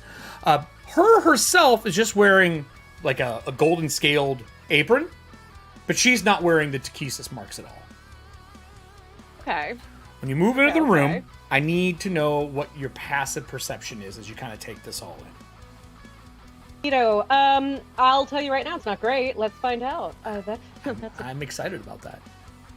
A 10. A 10. Let me get you the picture of her. She is a very, very different creature compared to... Very different character compared to everything else we've had in this show. Let me click her... What is it? I think I have art for her. Okay. Actually, I'll just blow her up just to make it easier. This blonde-haired gnome in the center of the building, bright blue eyes, pointed ears, goggles on. When you were standing within, like, let's say, 5 foot of her, she springs to life off the ground like she was never injured. Not wounded, nothing wrong. And she's got a big split on her head from bouncing it off one of the rails. She stands up in front of you. She has her hands in front of her, and you see pieces on her shoulder fold down her arms, and metal gauntlets form around with spikes on them. And she's ready to, like, fucking rock'em sock'em robot. Yes. Get the fuck out of my workshop! I have a new favorite character. Yeah. No. I thought you were injured. I'm so sorry. The goblins are gone. You look inside, there's like 10 dead goblins on the floor. And you were making great Oh yeah, Great work with yeah. that. You helped the cases too, and she's like, oh, I mean, she's ready, and she's kind of moving around, ready to go. What? I need a persuasion check for you, or I am sucker punching you in the face. Sorry. Can she reach that high? Oh, I have spring boots. I sure as shit can hit her in the face. Boing. Smash. 21. Are you happy with that roll? She's Yeah. just been attacked by a bunch of people, and you were out there while it was going on. Yes. You don't want to use social reroll? The one time in this episode where people have asked if it could be used, it could be used? I rolled a 17 That's on the good for you? This is Okay. Yeah. Would you like to add a +2 to your roll? Or charisma? Would you like a charisma bonus? +2 to charisma. Fine. Let's do it. I don't have to re-roll. You just get a +2 to charisma roll. It's from Bear, because you needed one higher to be able to calm her down. Okay, okay, fair. She's like, what do you mean? What do you... And she kind of looks at her. She's like, oh, you're wearing white? Oh, I am so sorry, Magus of High Sorcery. And she puts her hands down and it like and folds back up. You can see the gauntlets she's wearing are spiked shoulder pads. She's got a backpack on.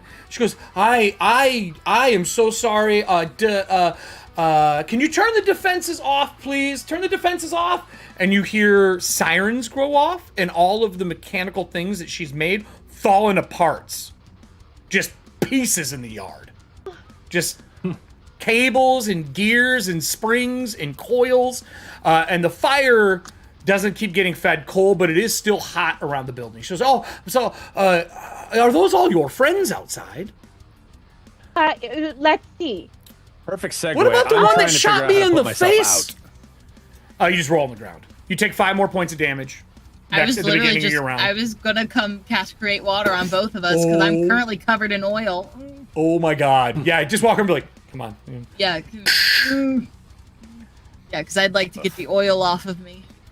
When you cast water, both Yelena and Baxton look at each other and go, you can create water? Yes. Among a couple of other odd tricks I've picked out throughout years. Yelena goes, well, that's great. Can you put the fire out in front of the door so we can see the inside of the workshop? Oh yeah, it's And got Baxton like goes, that's not the point. She goes, it's not the point. It's not the point? Why is that not the point? I would love to see the inside of this workshop. Yeah, no, it's I can create a large area of water. I am standing in this square, he's right here, and I'm here. This can go out 30 feet from me. Okay, so you get close enough to put out the front of the building? Yeah. All right.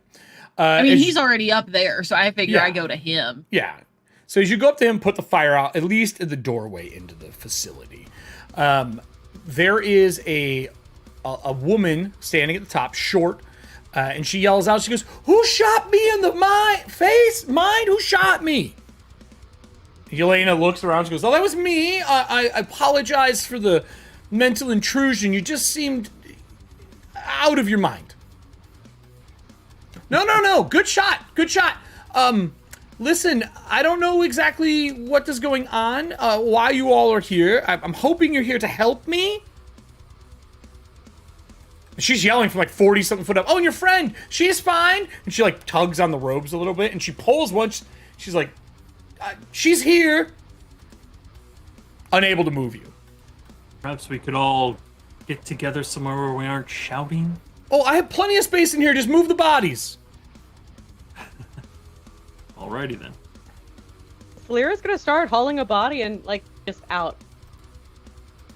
Oh, I am so sorry. I didn't mean to threaten to punch you in the face. A very attractive Understandable. face. I'm sorry. Come in. We'll get drinks, food. When you walk inside, so I'm gonna just do this. There are goblins, dead goblins, fucking everywhere inside of the building, on the burner, on her tables, on her workbench, in her bed. On this table, there's just bodies everywhere. And there's parts all over the floor.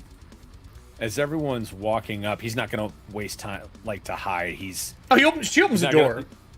Well, yeah, no, but he's not going to move in. He kneels down after he's been extinguished, and he starts saying something in Draconic. If anybody can hear him. I can. Yelena knows it. He starts muttering a prayer to Paladine, Oh. and he heals Yelena does. 33 hit points. Yelena would, as everybody is going inside, Baxton would stop you and would stop probably Everett before, like, as everyone's going in, says, can I speak to the two of you before we go into this, whatever this is, this fortress that we're not getting out of as she shuts the door? The both of you, that's divine magics. Are you telling me that you are in contact with a higher power of beings? Who's asking us this? Baxton, your old fling. This one. And she kind of tells everyone else to says- go in. If anyone tries to stay, she'll still talk in front of you. She does not care, but she was trying to give them privacy, essentially.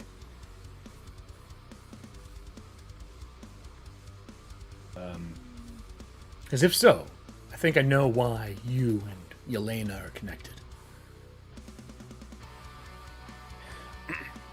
He says, yes, since we have seen each other, things have changed, and I was called by Paladine. Oh. This is one of the good ones. She turns and looks to Everin. I have worked for a deity since I was 22 or so, a little more than 60 years ago. She is not favored by many. I hope that you see, though, that I certainly have the best of intentions for I don't know us. you well enough to know if it's bad or good intentions. All I know is that you have the ability to create water, and I'm assuming that means you probably have the ability to heal, and looks to both of you. I do. It is limited. I'm able to heal myself fairly well. As like wounds and stuff like start Just closing up on him because the reverse pull. 33. I can use as many hit dice as my proficiency bonus allows. I rolled 2 12s and a 9. Wounds just seal. Yeah, just Has she Yelena- taken hits? Go ahead. What was that? Has Baxton taken hits? No, she's fine. Okay. I She didn't think waited she and did. watched it first, and then she went into combat. Deliberately, I waited around. Yelena is a Namajor. I'm assuming her lineage is what's tying it to this dream cycle that you're in. She is a cousin to the Red Robe that is the advisor to the governor. Yes, we've met. oh yes, Advisor Namajor, yes. I am curious if she is also having these dreams. If not, because she is a caster of arcane power, maybe it has something to do with a divine connection. I mean, that that possible. would make sense. Selira's not been having. Just And obviously, I'll keep this close to the armor, but just be weary casting that stuff in public eye. You already know this. I guess I'm probably repeating the thing you've had to deal with for your entire lives. But when we go in here, if this gnome is wounded, let Yelena handle it. She has potions with her, and at least it'll keep you to under, the guise of not casting yet. yes, I have some on me as well, just Potions are fine. in case. We can explain that. We can't explain that, and points to the wounds, like sucking back up under his armor, or you creating water out of the sky. All right, then let's head in. With that, if everybody would move their characters inside, I'm going to give you a little bit of a taste of what it is before we close the episode for the night. Because Rulik Dust is a very different gnome. Her entire place is full of banners of different Like, if Da Vinci was a person in this game, anyone who's a master crafter or a creator or anything like that, she has paintings and portraits all throughout this place. On one of the walls is Yelena. And Yelena, when the three of you walk in and the camera follows, she's staring at a poster, or not poster, but a painting of her above one of the bookshelves. Just staring at it. Looking at the shop, staring at it. She goes, oh, I'm sorry. I'm all the greatest craftsmen that I've met in Corinne. I buy paintings in trade for working on ships and repairing things, and I fill the walls with the art of people that I aspire to be. It was until these goblins and their war chieftain or whatever that is showed up. I've never seen anything like this. They are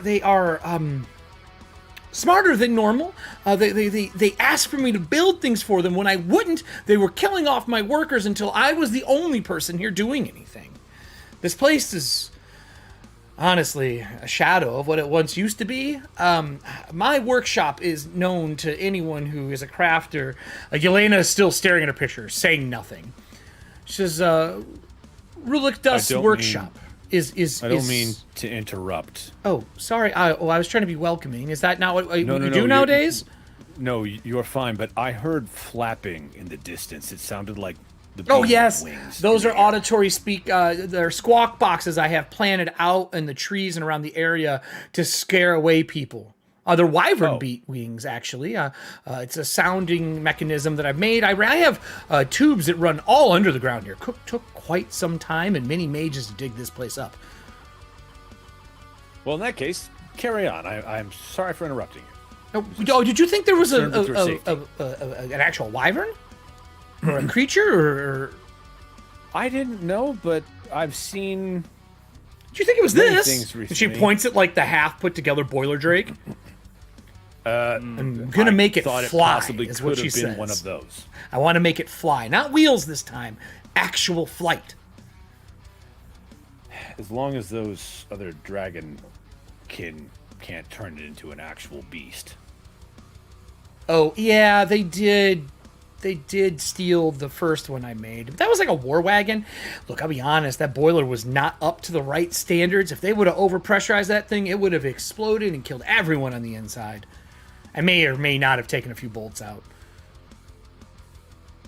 He smiles, like, were you doing this for them again? No, I'm doing it because they stole my invention. Understood. And then forced us to build other things for them. They think this flying dragon's for them. They are wrong. That's for me. Who are you, by the way? I apologize. Terran You're- Greystone. you Salonic obviously Knight are- of the sword. Yeah. At your service. Slamnik Knight number 2, but you brought one of the crafters that are well known in Corinne into my workshop without letting me clean up the place. She kicks one of the goblin bodies. Time was of the essence. Of what? I had this under control. I tell you. After looking around and sorry. seeing that this place is a disaster. What is your name again, please? My name is it Tatiana? Yeah, Tatiana. Tatiana Rukladust. I am a well-known crafter throughout most of this area. I make things for all the way to the east. I help all their farming equipment for Kalaman. I help make the cranes that lifted the statues up when it was first built. I've been around for quite some time. My father before me. I inherited this land from him. But I see we have a mage of high sorcery. We have... whatever the rest of you are, and then a well-known crafter. She mentions Yelena like every time at the end of every sentence. Yelena has not stopped looking at the picture.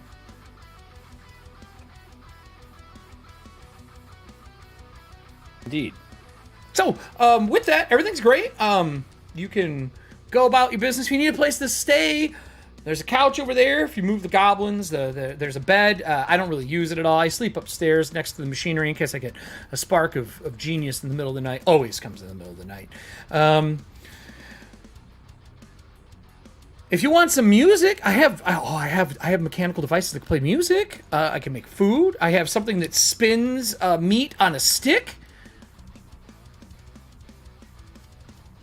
I think it would be best if we discussed the current situation first. Possibly over a meal, if you like, if you're hungry, but... Well, yeah, I mean, that was a We need to long talk. fight. I've been doing this for 2 days. I'd love to see Looks the music around at the machine. bodies, but... I see. Oh, these ones are recent. They showed up, and then it doesn't matter. I'll tell you what. Let's move the goblin. It doesn't taste good. Don't eat it. I've tried. Let's move the goblins, and then put them outside. I will build a couple machines to bury. I can't really bury them here. We'll burn them. We'll burn them. We'll burn the bodies. I have oil. That'll be easy. Actually, just let's move them away from the building. And the music. I'll happily get music playing for you. Have you ever heard an all-orc orchestra? It's very inviting. An orc? I can't say don't that I believe- have. You're gonna love it. I haven't either, but it sounds delightful. Well, let's clean. And as she starts cleaning, she goes over, and there is a device with one of those big brass horns. She Might has actually have muffler cakes, because I think she has mufflers. she does have mufflers here, but for something else. She has a wax cylinder. It's on the opposite side of the room from the fireplace, so it doesn't melt. She turns it on, and it sounds like deathcore, but orcs are singing it. Nice. As she's cleaning up the space, she's like, so what is it you want to talk about? And with that, I will end us there for the evening. I will tell you that she can become a retainer. Yeah, Ooh, that's Suli. cool. This is Suli the Strong of Lance and Fire. Kill me now! Kill me now! I was gonna say I would totally take her if Everin dies and it looks like Solera's gonna live. I'll take her. She's a tinker gnome. No, kill me instead! No, she can, she's not asking for Kill me. sacrifice. Hey, you should have let her punch you in the face. It does 46 plus 10. Damn. She can only do it once, but she can lock somebody out. I miss my gnomes immediately. so bad. So- I've As ever played it it? winds down and you have music, well, it winds down, deathcore, the song of, like Todd said, a song of Lance and Fire playing in This the is a background. lullaby to Everin. Like, this is fun. Everyone is cleaning and eating and talking, and we will start off next episode with her speaking about what's going on. Yelena has not looked away from her painting. With that, does anyone have anything going on this week before we go into our D-Lance minute? Because, oh boy, I got something special at the end of the show. Ellie, you may not get your retainer back. She may stay at this painting forever. right? It's Vigo. Yes. Anyone got shows? Any things going on? Is everybody off this week? Absolutely. Oh no, we are back with Home Brewery on Thursday. Finally, Vanessa is back from Scotland. We got her back. Does she have an y'all. accent? No. But she No. does have some great pictures and Absolutely. style that is. All right. Yep. So we're going to be jumping back into that. So same time, same place, happy hour over on FGP. And then on Friday, we have a special Lake one-shot. It is a magical girl romp with a couple special guests, including Magical Scott, if girl you are romp. still in chat. Oh, yeah. And GM Hina will both be guesting as Cherry Delight figures out that she has some henshin powers in this flashback episode. Oh, nice. And then on Yay. Sunday, we're back with Outsiders in Ambrica again after hiatus. So, time for Tiefling Kimbo shit. Moxie? Tomorrow I have a Song of Mice and Briar, which is our root campaign. What, did you guys just steal my name? No, I didn't do any of this. Ryan named the campaign, and he apparently doesn't watch the show. I'm just kidding. It's fine. Someone said that. Briar. Yes. I was like, when he sent me It's that, not I was like, original. I did steal it. Like, so yeah, we've got Root tomorrow at 9, and then I'm off until next Monday because Thirsty Sword Lesbians is done, and Okay. the finale for Lake isn't until next week. So yeah, you can find me tomorrow. I'm a Muppet on Monday if you really miss me before Tuesday. Todd, That's also at 9. what about There you, you go. buddy? Any new stuff with you? I have something Yeah. for you when we're done, but anything new I for just released the new design today. you? Woo! I'll post it in chat here. Yay! Declare to the world that you're a pleasure seeker through the rolling of d20s. I've been waiting for this one. Hedonist shirt. Yes. Also available as mugs and stickers and magnets and hoodies. Did you drop it in YouTube? I just dropped it in the YouTube chat. I hope the link works. It is not there for me. It's not there. Uh-oh. You should have Might access. be that YouTube blocked Put it in there. it because it's a chat. Put it Like, put it in OBS here, and I'll grab it from you and drop it in there. OBS. Alrighty. OBS chat. There There it is. So I won't talk too much about this, but there is an amazing new game coming out. I'm going to do a review for it. And they have paper minis in it, Todd. And it looks like your art style. Oh, really? I'll show you They after look the very show. good. Yeah, I'll show you after the show. Sweet. Let me get rid of this map, and then I will pull up the site for Todd stuff. Put it, and I will put it in chat as well. And because I posted it up today, in fact, I think we were in the first like half hour of the show tonight when I remembered to post it. It is on sale Ooh, for a limited time because it's brand new. So I remember you snag it. sending this to me. Going, do you get this? I was like, yes, Yep. I get this. That was a good night gamers for are us. real that smart. didn't figure that out. There we go. I was Icosahedonist. just doubting.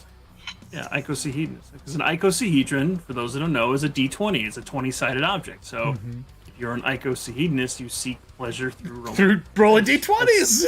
That's the That's idea behind it. fucking amazing. It's super clean. It's super Yeah. easy. I'm definitely doing a sticker, but I think I'm gonna get a tank top for the gym.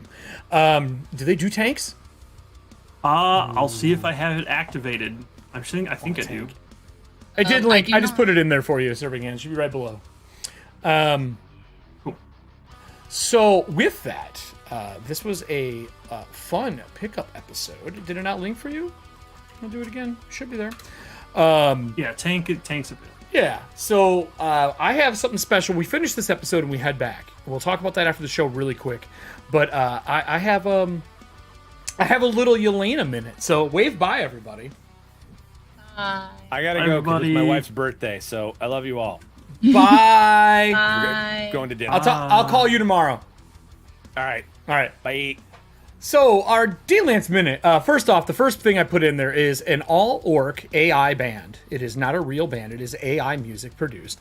I put that up. That is the song that is playing for them right now. If you've not seen it, it's fucking ridiculous. Number one. Number two, Yelena continues to stare at the painting. Her eyes go black. No one has seen this. She just seems in awe of a painting of her being in here as a inventor. She sees the painting burning at first and then sees the face of the demon on the painting itself. So with that said, everybody, over here, there's going to be, if you're watching this on YouTube later, like right here, this is going to be where the videos are. And on that side's where you're going to click to subscribe to our YouTube channel. We're trying to get to 1,000 so we can get into partnership with them. Let me remind you, I've had people say that they don't always get the alerts. You have to click bell and click all to get all the alerts. If you don't do that, it just randomly decides when you get to know we're on. With that, everybody, thank you so much for joining us. I hope you enjoyed episode 13 of Metal Fortress and what I think is the most fun NPC that is in this season of Dragonlance. Well, that's not true.